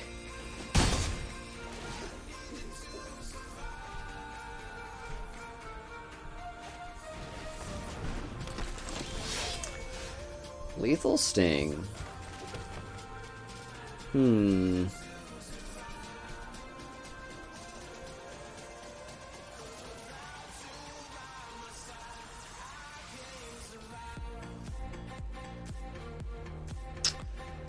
Let's go to combat. See what they do. No blocks, okay. Lethal Sting. Kill you. -1/-1 there.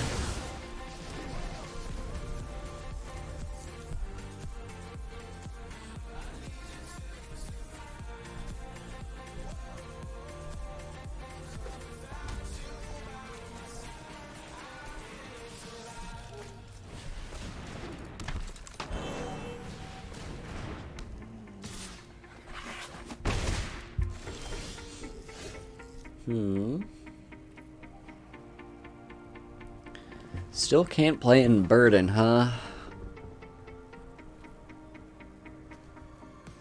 I could play Cartouche. They could double block.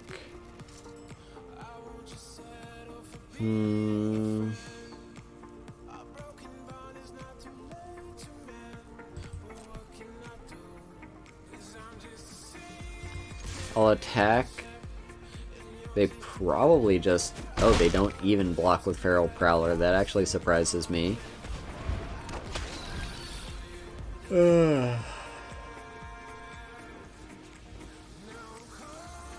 Like, it's a win-win situation for them. They either don't take 2 damage, or they don't take 2 damage and their Prowler dies and they draw a card. Like, it's...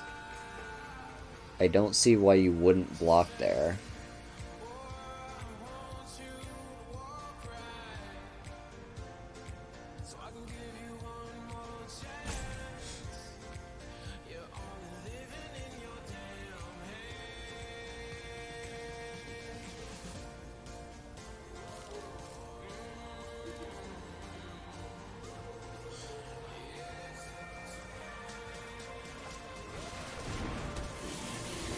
Okay, Ramanop Excavator.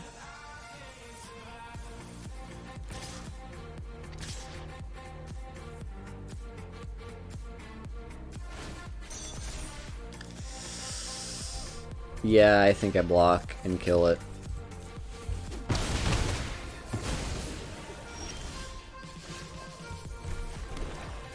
Okay, now I've got Unburden. I think I'll play that. Put them in a worse situation.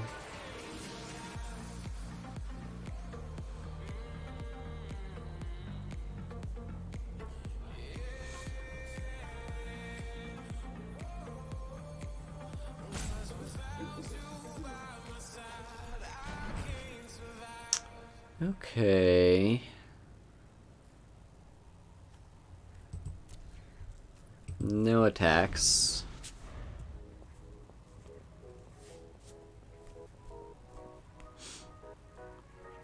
Probably gonna play Cartouche next turn.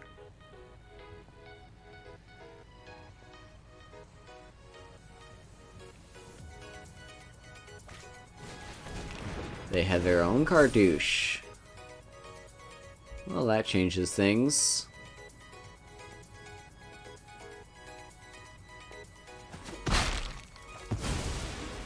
Yeah, shame we didn't get a Cartouche of Strength in our polls. I did see one pass by, but I was hoping we might get another one. Play this for X4. It's not exactly a game-winning move, and chances are they just take 12 damage. Or maybe discard the card in their hand, but that might just help them win this turn.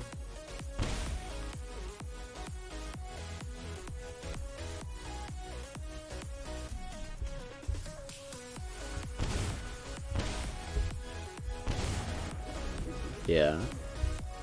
If they have any way to pump or give something haste or whatever. Okay, well, I'm not dead. This does technically save me for a turn. But the problem is I do not have a way to draw more than one card. And I need to hit both a Plains and a Wrath of God.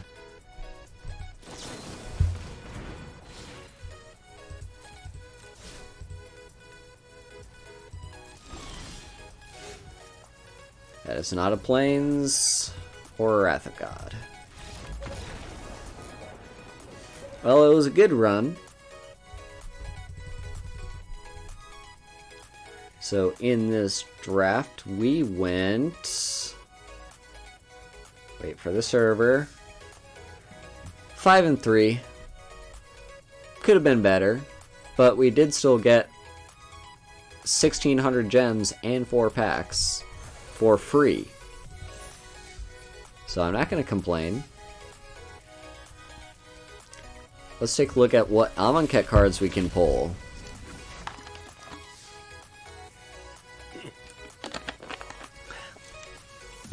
Okay. It's our rare. Dispossess. Not the most useful rare, very situational.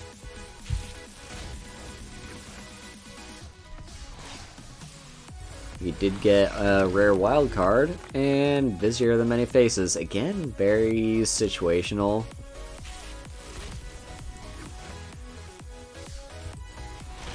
Another Lord of Extinction. I won't say no to that.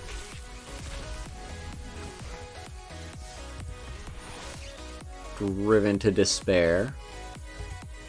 Okay. Not terribly satisfied with those pulls, but guess we could have gotten worse. And Rogue Class. Didn't go into this earlier, but classes are also a new thing in the D&D set. And Rogue is actually one that I've seen not have as much play as I thought it would. I think it'd be a useful class. Okay. So what now? Do we brawl? Do we go into Historic Brawl? We could try Historic Brawl. Let's create a new deck. Let's see. 100 card Historic Brawl. So, what do we have as options for our commanders? We could go with Isamaru. I don't think we have enough venture decks for enough venture into the dungeon cards for Barrowin to be playable at all for me. Same goes for dice rolling in this guy. We could build Bruenor and just have a bunch of equipment. That's a possibility. Then we could get Embrose and Shaylee.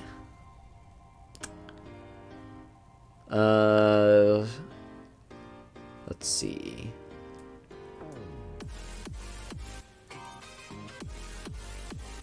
Yeah, that's pretty useful. Oh, still, I'm not entirely sure about it. Mila. So I don't think I have that many planeswalkers for Mila to be that useful. But Luca can rummage. That -2 is actually pretty nice if we can fill up our graveyard. But it is 6 mana. Sigrid is fine, not really the best commander. Linvala could be nice. Lena.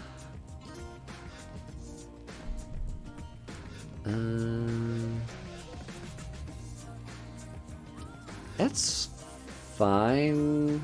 I mean, it's good for our tokens deck, but honestly, it's not the best. Bruvac could be very interesting. It's not great in 100 card commander, though we could think about it. What about here? Ulvita, Dean of Perfection. You may exile an instant from your hand if that it gains at the beginning of upkeep. If it's exiled, remove a hone counter from it. And when the last hone counter is removed, you may cast it. It costs 4 less. Ooh.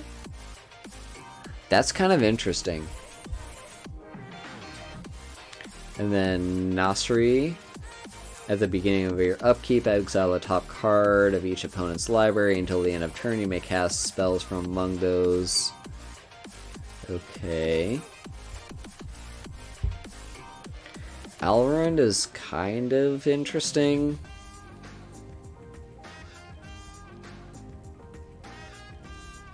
Yeah.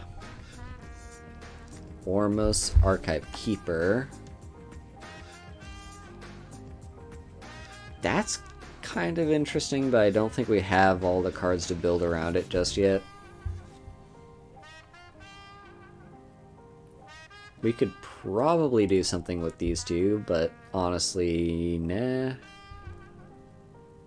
Tiny Bones.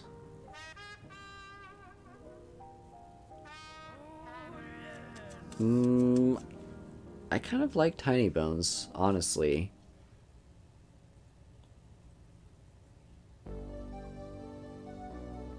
I'll think about that. Veto is interesting, but because you'd only be able to play black cards, I don't think he's that good with what we have, because we don't have that many black life gaining cards. Kells.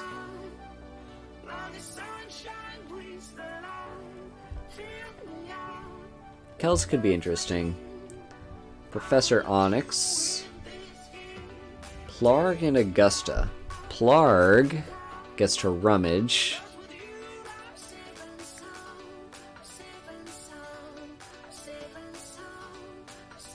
That's interesting. And then Augusta, other tap creatures you control get +1/+1. Right. We've played with that card before. Rowan and Will. So instants and sorceries being cheaper. Rowan deals 1 if you've drawn 3 or more. She deals 3. Or you get an emblem with whenever you cast an instant, you may pay 2 if you do copy it. Ooh. Will.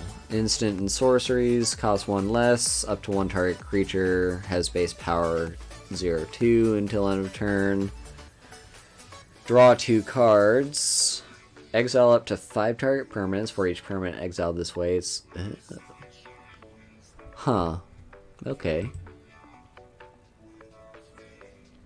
Now chat, if any of you see anything you would be interested in seeing me try to build, please speak up. So Toralf.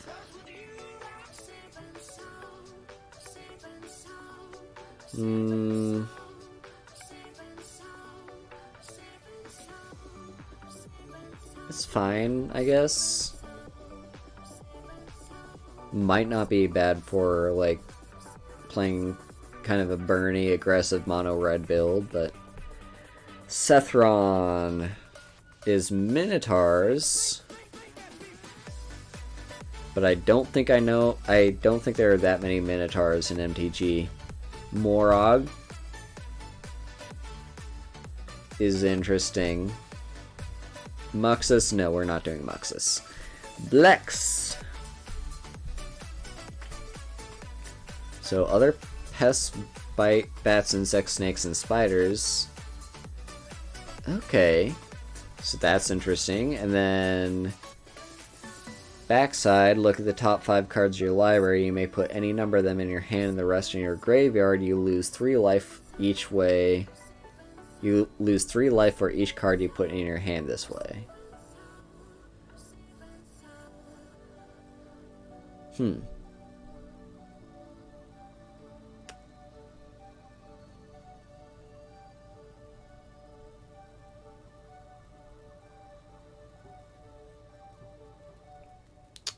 Okay. Can exile a top card of your library. If it's a land, put it in your hand. Otherwise, put a study counter on it. You can create a 0/0 fractal creature token. Put a 1/1 counter on it for each different mana value among non-land cards you own, and exile study counters on them. That's kind of interesting. And then Imbraham, flying, pay cost, exile the top X cards of your library and put a study counter on each of them. Then you may put a card you own in exile with study counter on it into your hand. Arasta is just great spell hate. Questing Beast is aggressive. Toski is interesting. I like Toski. Kogla. Galta. Via the Watcher, whenever you cast a spell from anywhere other than your hand, draw a card. Killian. Spells you cast that target a creature cost 2 less.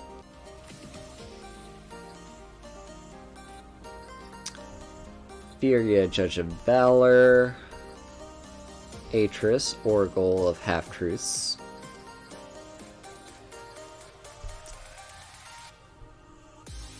Oh, I didn't realize this card was legendary. Interesting.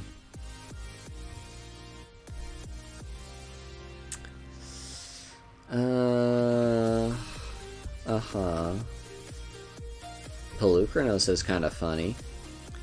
Rada. Hactos. Quintorius. Interesting. Zimone.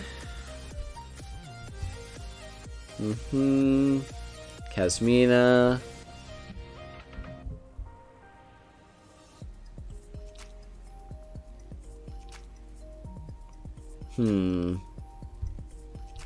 I don't really have that many planeswalkers, though. Cody. Oh, And Ugin. Yeah, if anyone has any suggestions or recommendations for stuff I can try. Otherwise...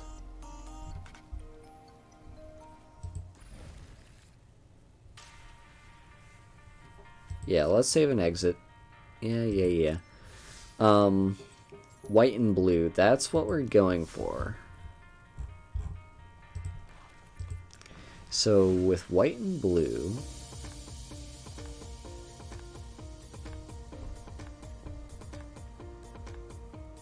we could build Vega.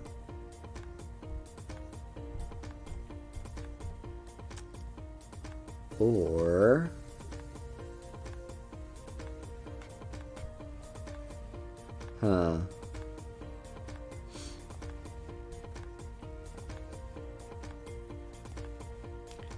should we just... I'm kind of very curious. If we build Brewback, then let's just search up every card that says mill on it. So, Secret Keeper, yes. Maybe this card. Definitely this card. Teferi's Tutelage, Thought Collapse.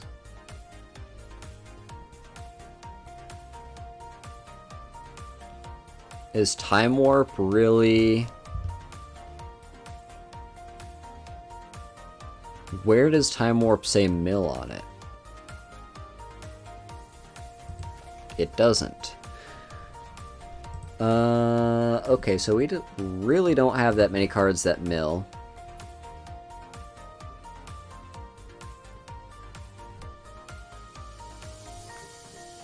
Really? I could have sworn is, what's that set? Well, maybe we should also search up Exile.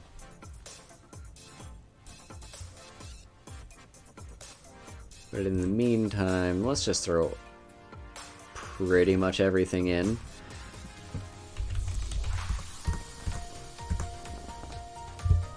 There we go, Tasha's Hideous Laughter.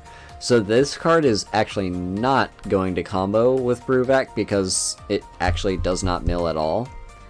But that's fine. Let's also include Reject because that's just decent counter. Mind's Desire. Honestly, fuck it. Yeah, let's include that too. Test of Talents. That's actually going to be pretty useless. The ability to like search and exile stuff. I mean, I guess it counters the spell. Let's also include Midnight Clock and Raven Form. Let's just throw All Around in there. It doesn't do anything. Scholar of the Lost Troves. Sure.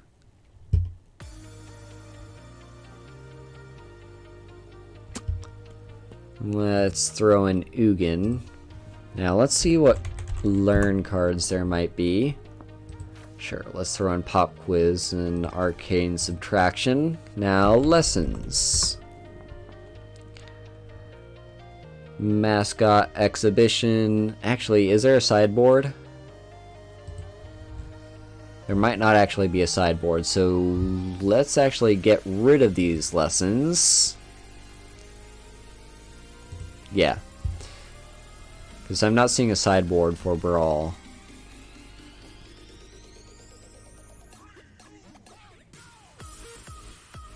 I'm still going to include Mascot Exhibition, Introduction to Annihilation,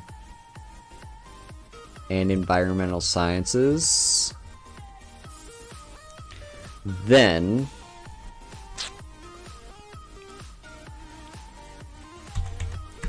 well, okay, I'm gonna regret this. Let's see how many blue cards have the word draw on them. So we can throw an Opt.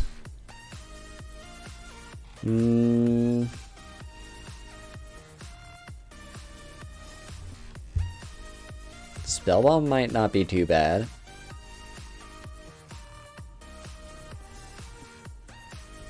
I'm not sure how I feel about Curate. Into the Royal, sure. We could play Snowlands for Pilfering Hawk. I will throw an Omen of the Sea.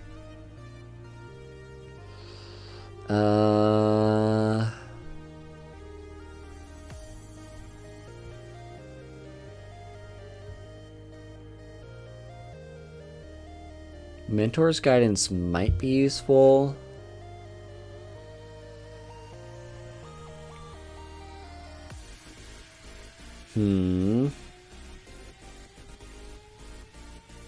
Let's take Thirst for Knowledge. And Thirst for Meaning.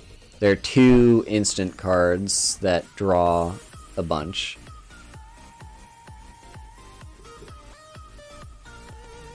Let's throw in Behold the Multiverse. And yeah, why not? Do we include... Yeah, we've got a lot of cards to work with here.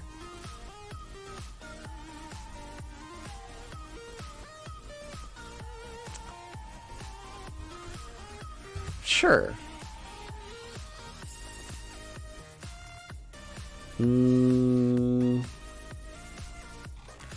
Well, let's also include Sublime Epiphany, Overflowing Insight.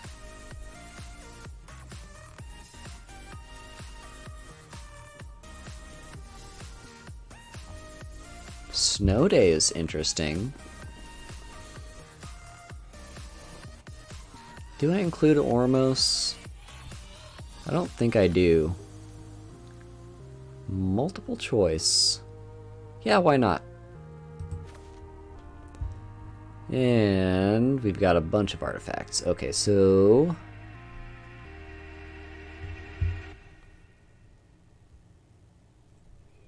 none of these are great. Okay, now let's take a look at Return to Hand. For the sake of like bounce spells and slowing them down. Yeah, let's throw in Depart the Realm. Unsubstantiate seems pretty good. Brazen Borrower, why not?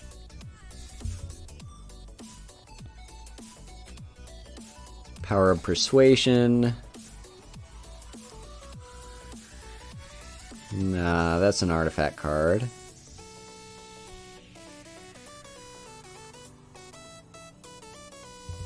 Yeah, let's have Sweep Away.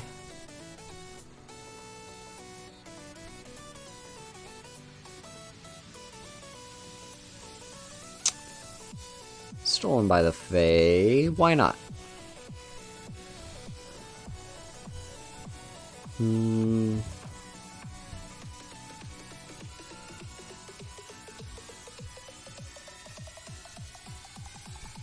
Okay. Sure, let's also throw in, like, Unsummon and Stern Dismissal.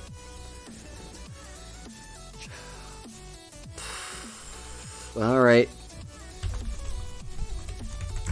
How many counterspells are there? Let's throw in Miscast, Disdainful Stroke, Memory Lapse, Negate.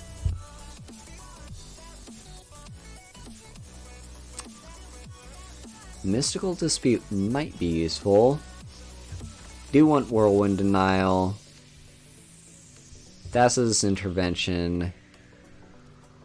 Yeah, why not Mystical Dispute? Okay. Now we've got half a deck to play with. I guess it didn't fill in my lands yet, huh? Okay, so with that in mind, how many lands do we need roughly? Like 37, possibly? So let's just get that taken care of. 37 lands. We'll start focusing on the non-basics first if we do need any. Salandi Vision is actually pretty useful. We will not count that as a land.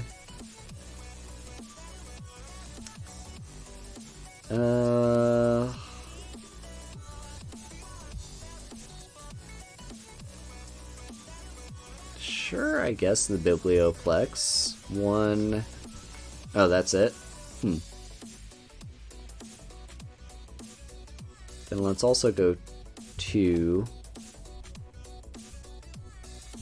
And then the rest should all be islands. What's a good island? I kind of like that island. Or this island. Yeah, let's do this island. And go all the way up to 35. Nope, nope, nope. Yep, 35.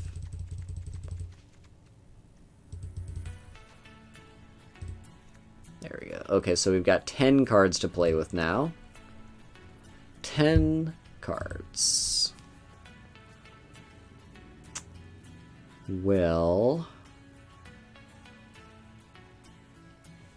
let's just take a look at potential creatures or planeswalkers that have decent protection.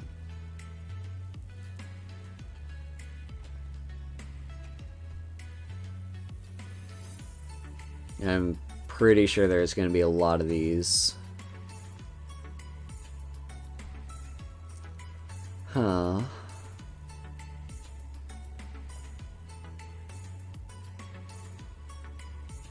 Actually, Dragon Turtle isn't that bad.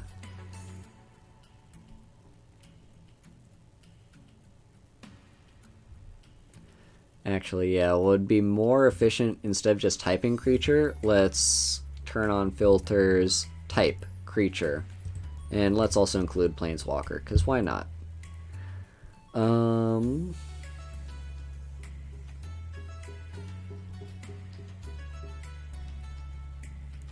Yeah, and I'm aware there's going to be a lot.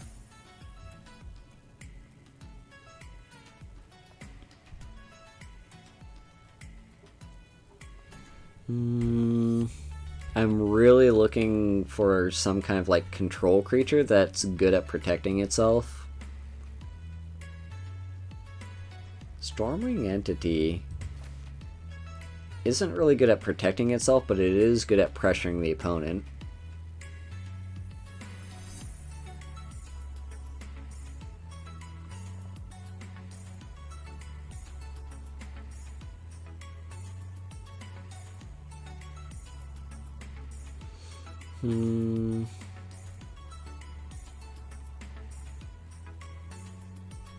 Well, not really all that good stuff. I guess throw in Meteor Golem.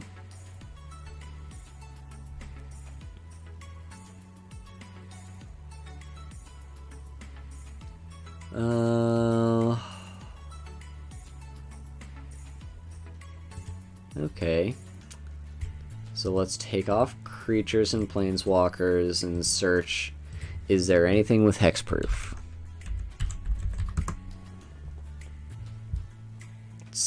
Oh, Kiora Best the Sea God. That's a win con. And Shadow Spear could be useful.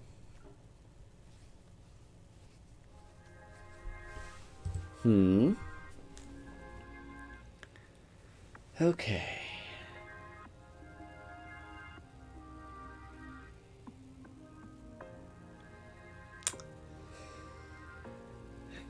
What kind of artifact ramp is in my collection at all?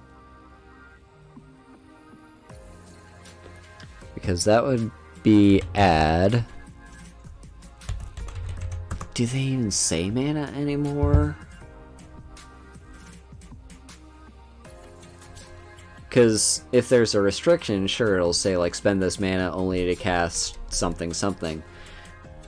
But for the most part, they just say tap add. That really doesn't mean much. I guess we can have this.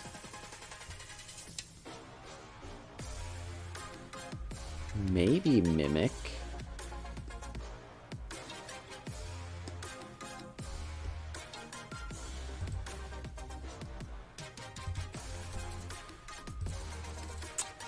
And then one other card.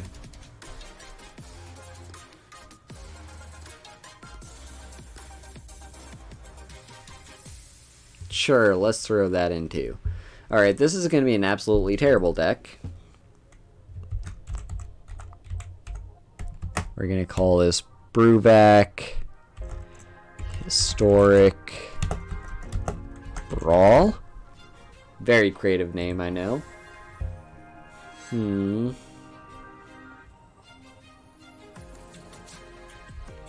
we have to throw a color on there. Might as well do that. Yeah, we don't really have a lot of sleeves to choose from. Alright, Historic Brawl Fest. Yeah, this is a free to enter event. I have one deck that is valid.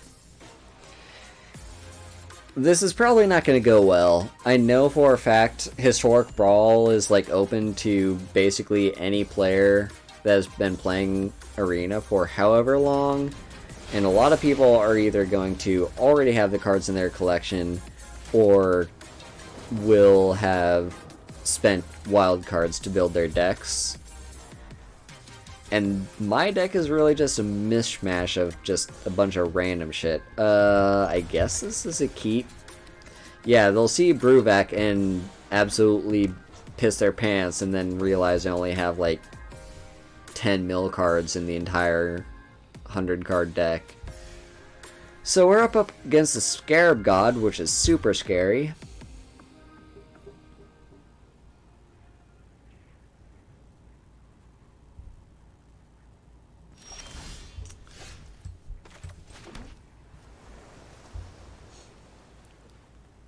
Hello, Spy Boot.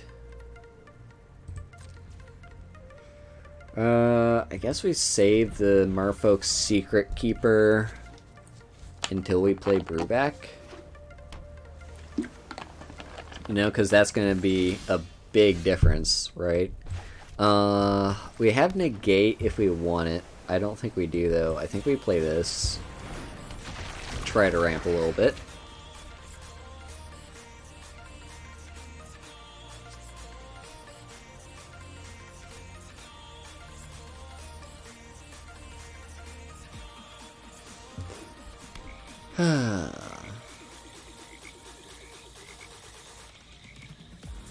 Yeah, so as you can see, like Brawl, everyone starts at 25 life instead of 40. But at least with Historic Brawl, you're allowed 100 cards instead of just this typical 60 or whatever. Oh, thank you for the follow, Spy Boot.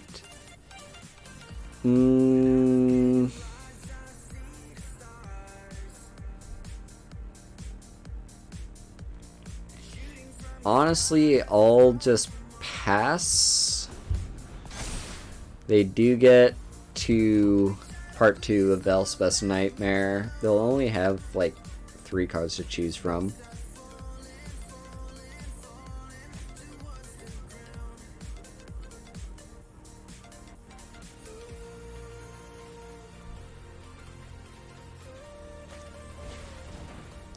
Relic of Progenitus, okay, interesting. What if I borrowed that brazenly?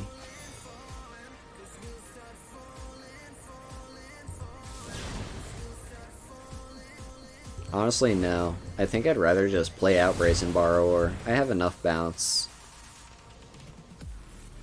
But making a 3-1 threat to put pressure on them is not a bad idea. Alright, accept the pressure.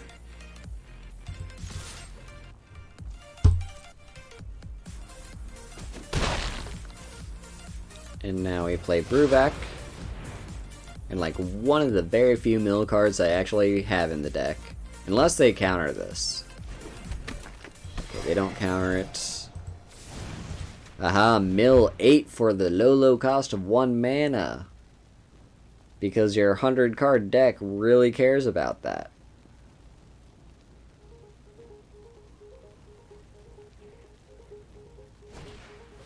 Wow, they actually care about it. Okay. There goes my graveyard. Now I'll be attacking you for 4 every turn.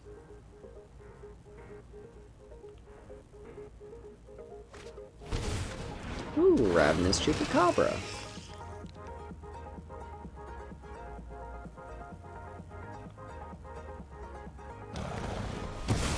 Alright, there goes my commander. I will most likely not be replaying him, anytime soon at least. Teferi's Aegis Insight. Ew, interesting.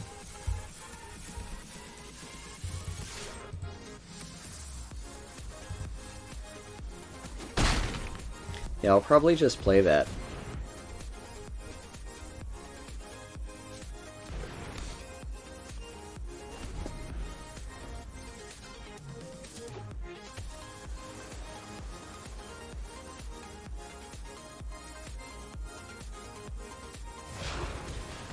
And there's the Scarab God.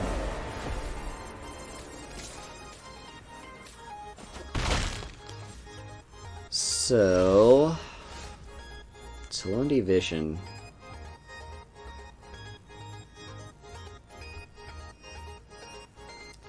I think I dropped that as a land. Let's attack. I have Dragon Turtle. And I'll play it on their turn to tap down the Scarab God.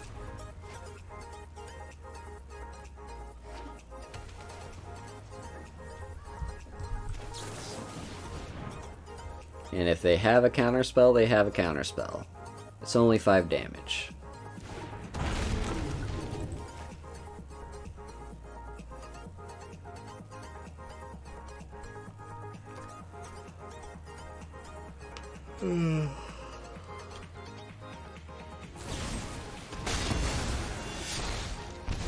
Okay.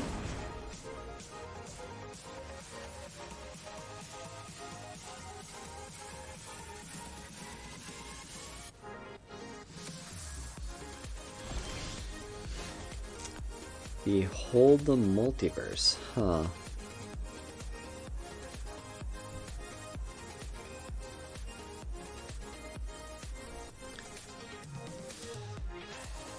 I think I want to leave up into the Royal.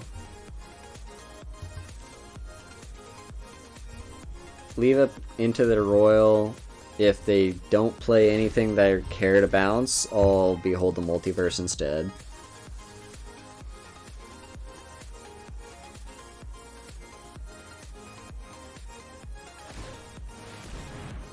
Okay. Well, that might be worth bouncing with Into the Royal.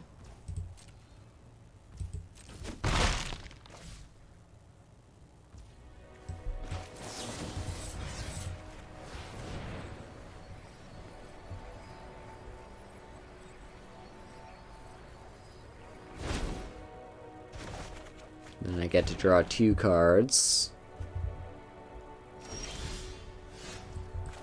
Ah, Roaming Ghostlight. Well, let's attack.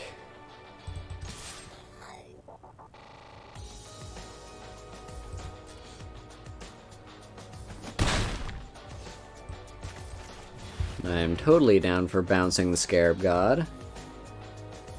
Making them replay it, use up most of their turn. And I have a 3/2 with flying.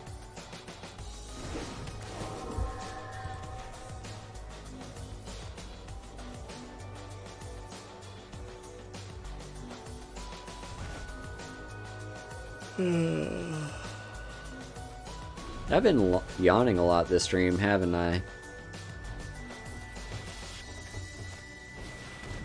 Yeah, okay.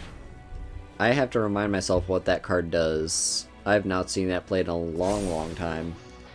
So, put a counter on a creature. It becomes an artifact in addition to its other types. Destroy all non-artifact creatures and then exile all cards. Oh. So, it's kind of similar to... It's like a slow 4-mana conditional board wipe in black, which is good.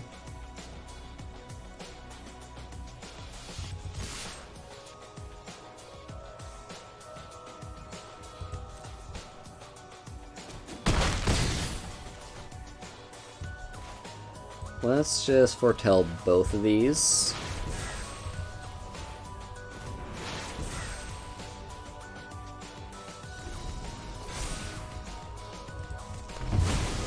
I'm fine with them board wiping. Though if I wanted to, I could probably just depart the realm to have bounced either of those two creatures back to my hand and replayed them. So there's the Scarab God again.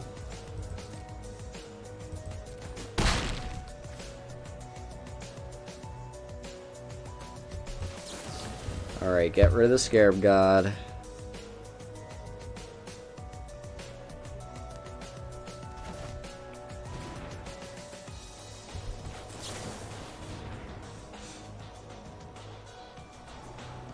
Mind's Desire and Mystical Dispute. I don't mind seeing either of those cards. And Mind's Desire has Storm.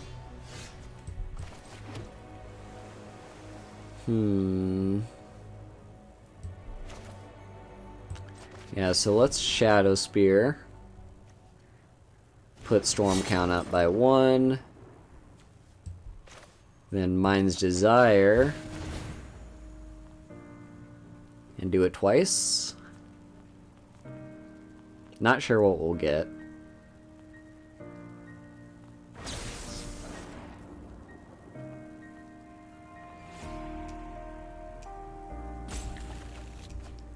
Reject. And Power of Persuasion. I will play that.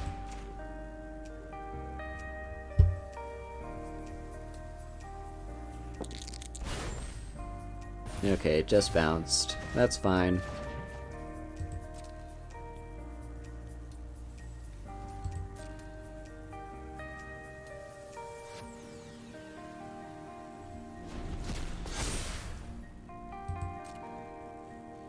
There go all my cards from my graveyard. I don't think I had that much graveyard recursion in this deck though, so that's fine. Now come on, play the Scarab God so I can counter it with Mystical Dispute.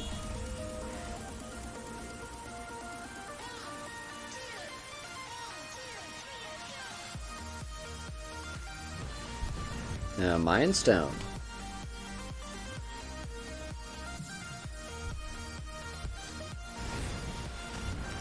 Murderous Rider, okay.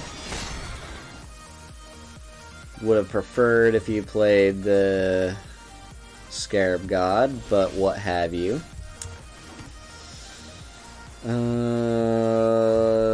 I think I just play this and equip. I know it's a bit of a waste because they'll most likely just kill it with Ravenous Chupacabra. But I'd rather not play anything this turn. I mean, I'd rather play that than not play anything this turn. And I have a lot of mana I don't know what to do with.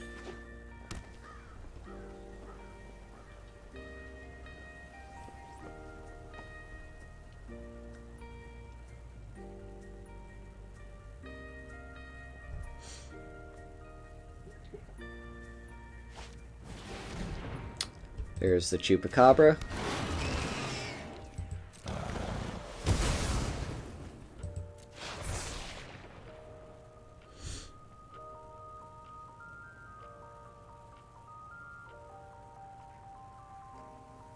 They still have mana for the Scarab God if they want to play it this turn and let me counter it.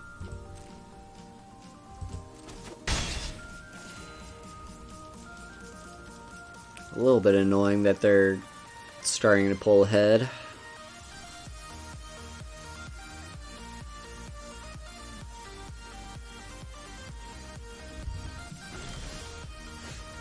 Unsubstantiate. Alright, let's draw a bunch of cards.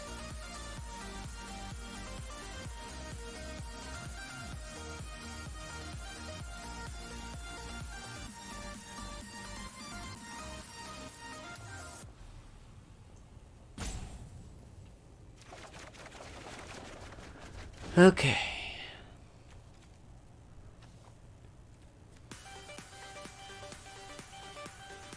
So I could X3 that. I'll probably wait next turn to do that. I guess Towering Wave Mystic, just as like a blocker. I mean, I could even equip it. Then I think I just discard like 2 lands.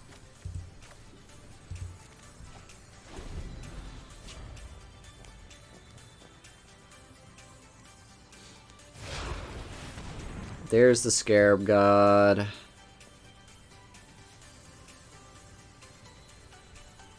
I think I Disdainful Stroke that.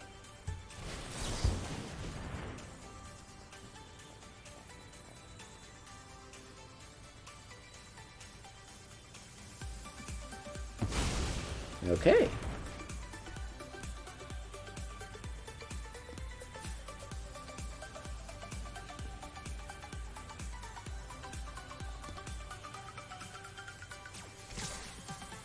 Yep. Attack with the Knight. I won't block.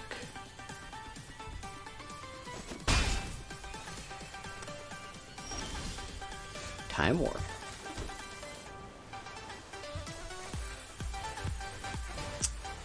Well, let's Time Warp myself.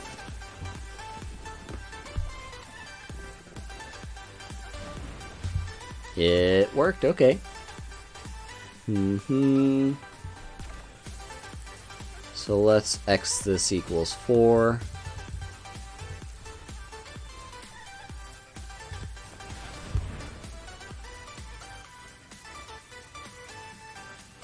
Oops, why are they saying oops?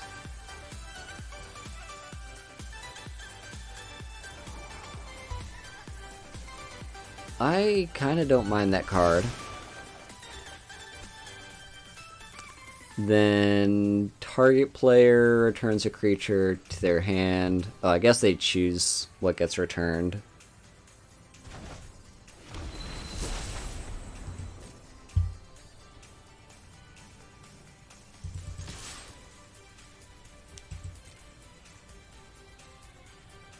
Oh, they said oops because they put Scarab God in the graveyard, not their command zone.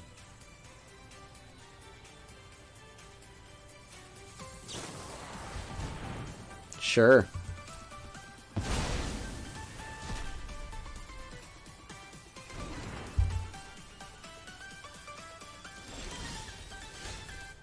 Now, go to combat.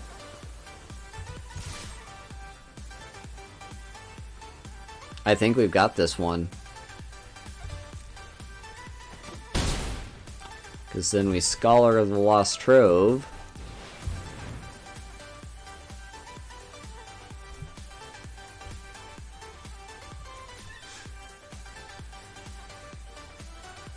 They don't have mana to crack Relic of... Yep.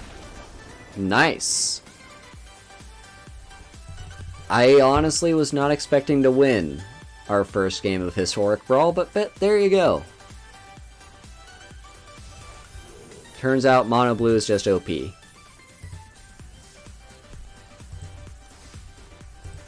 Let's see what we get.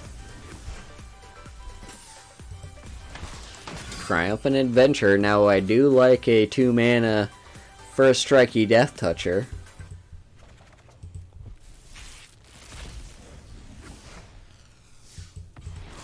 and Hall of Storm Giants, which is part of a cycle of cards that are rare lands, one for each color. They enter tapped unless you control 2 or more other lands. No, if you control 2 or more. So basically, unless you have 1 or 2 lands, like if this is your second land, it'll enter untapped. Everything after that, it'll enter tapped. And then I think that's mostly to prevent you from being able to do stupid stuff by like giving them haste and attacking the turn you play them. And then you can sink 6 mana to make a 7/7 blue giant with ward 3.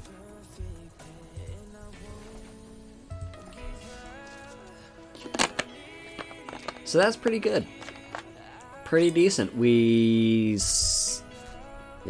took a look at Amonkhet Remastered and saw that you should absolutely enter that because I think you get a free entry. So it's just free cards, like you get to keep all the cards you draft. It's a fun set. There are good cards in the set. And you win packs for playing. So no reason not to. You have 16 hours and 14 minutes left to do that. And then over here, Historic Brawl is here for who knows how long. It might be here to stay. I hope it's here to stay. But it's as close to Commander as we have in Arena. And I think it's pretty good. 100 card singleton is like one of the elements that you need for a format to be Commander. It's still missing the 4-player aspect and a whole bunch of other cards that Commander has that makes it even more fun. And also you start at 25 life instead of 40 life. All of that said, it's still pretty fun, and I know there's a lot of hate. Well, I know there are players that really don't, like, they kind of look down their nose at online Magic and like, well, psh, it's 100% better to do paper Magic. It's like, bruh, I know paper Magic is pretty good, but hear me out. With online Magic, you can play whenever you want against whoever you want. Well, not whoever you want, but like, you don't have to worry about finding another player that's willing to play with you. You just hop online, there will be other people that want to play, and you can just have fun. Also, digital just, in a lot of ways, is very much more convenient for me. If I want to play Magic while I'm traveling and I brought my laptop with me, I can. I don't have to worry about finding other players that want to play. So I stan MTGA. I know it's not perfect, but it is the way that I play Magic these days, and for that I am grateful. Because if it weren't for MTGA, I might not even be playing Magic these days. So there's that. I'm grateful for MTGA. It's a good system. It's a good, like, it's not perfect, but I'm glad it's here. I'm glad it exists. And they are improving it every month or so. Like, they keep adding new sets. They keep bringing back old events like Amonkhet.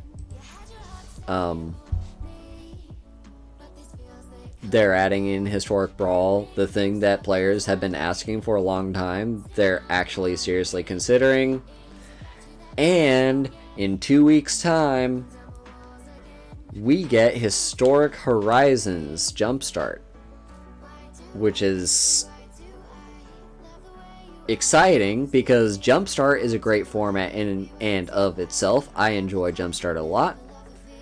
it's relatively cheap entry, and you get basically free cards, and you almost entirely know what each pack is going to contain ahead of time. So it's kind of like it streamlines drafting, and it's easier than drafting. It's not as fun as drafting, but it's like a nice mix between drafting and constructed.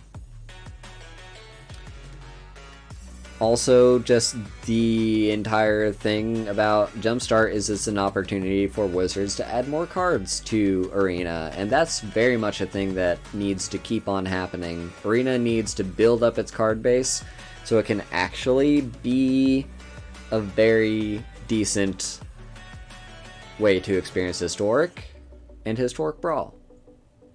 So, look forward to that in the next 2 weeks when that eventually does get released. That will be exciting. In the meantime, I think we're ready to raid. Let's find someone to raid. Who is someone we would like to raid? There's a few people streaming today, not that many. Ooh, Yasho is playing Fable. Oh, if Yasho is playing Fable, I mean, Fable's just a great game. I love Fable. Alright. Looks like he's been streaming for only about an hour, so let's take the raid to Yasho. There we go. Start that raid. And right here in chat, I'm going to type for you all the raid message. So when we... come on, it's being slow. Why is it being slow? There we go. Here's the raid message. Go ahead and type that in when we get there, or copy and paste it like I do. If you are subbed to me, you can absolutely use that Haru Hug emote. And yeah, send our love to Yasho. I will not be streaming tomorrow, but I will be back on Monday with my new schedule. So look forward to that, and there's a lot of cool stuff to look forward to next week, so look forward to that too. Alright, friends. Let's take it to Yasho. Bye-bye.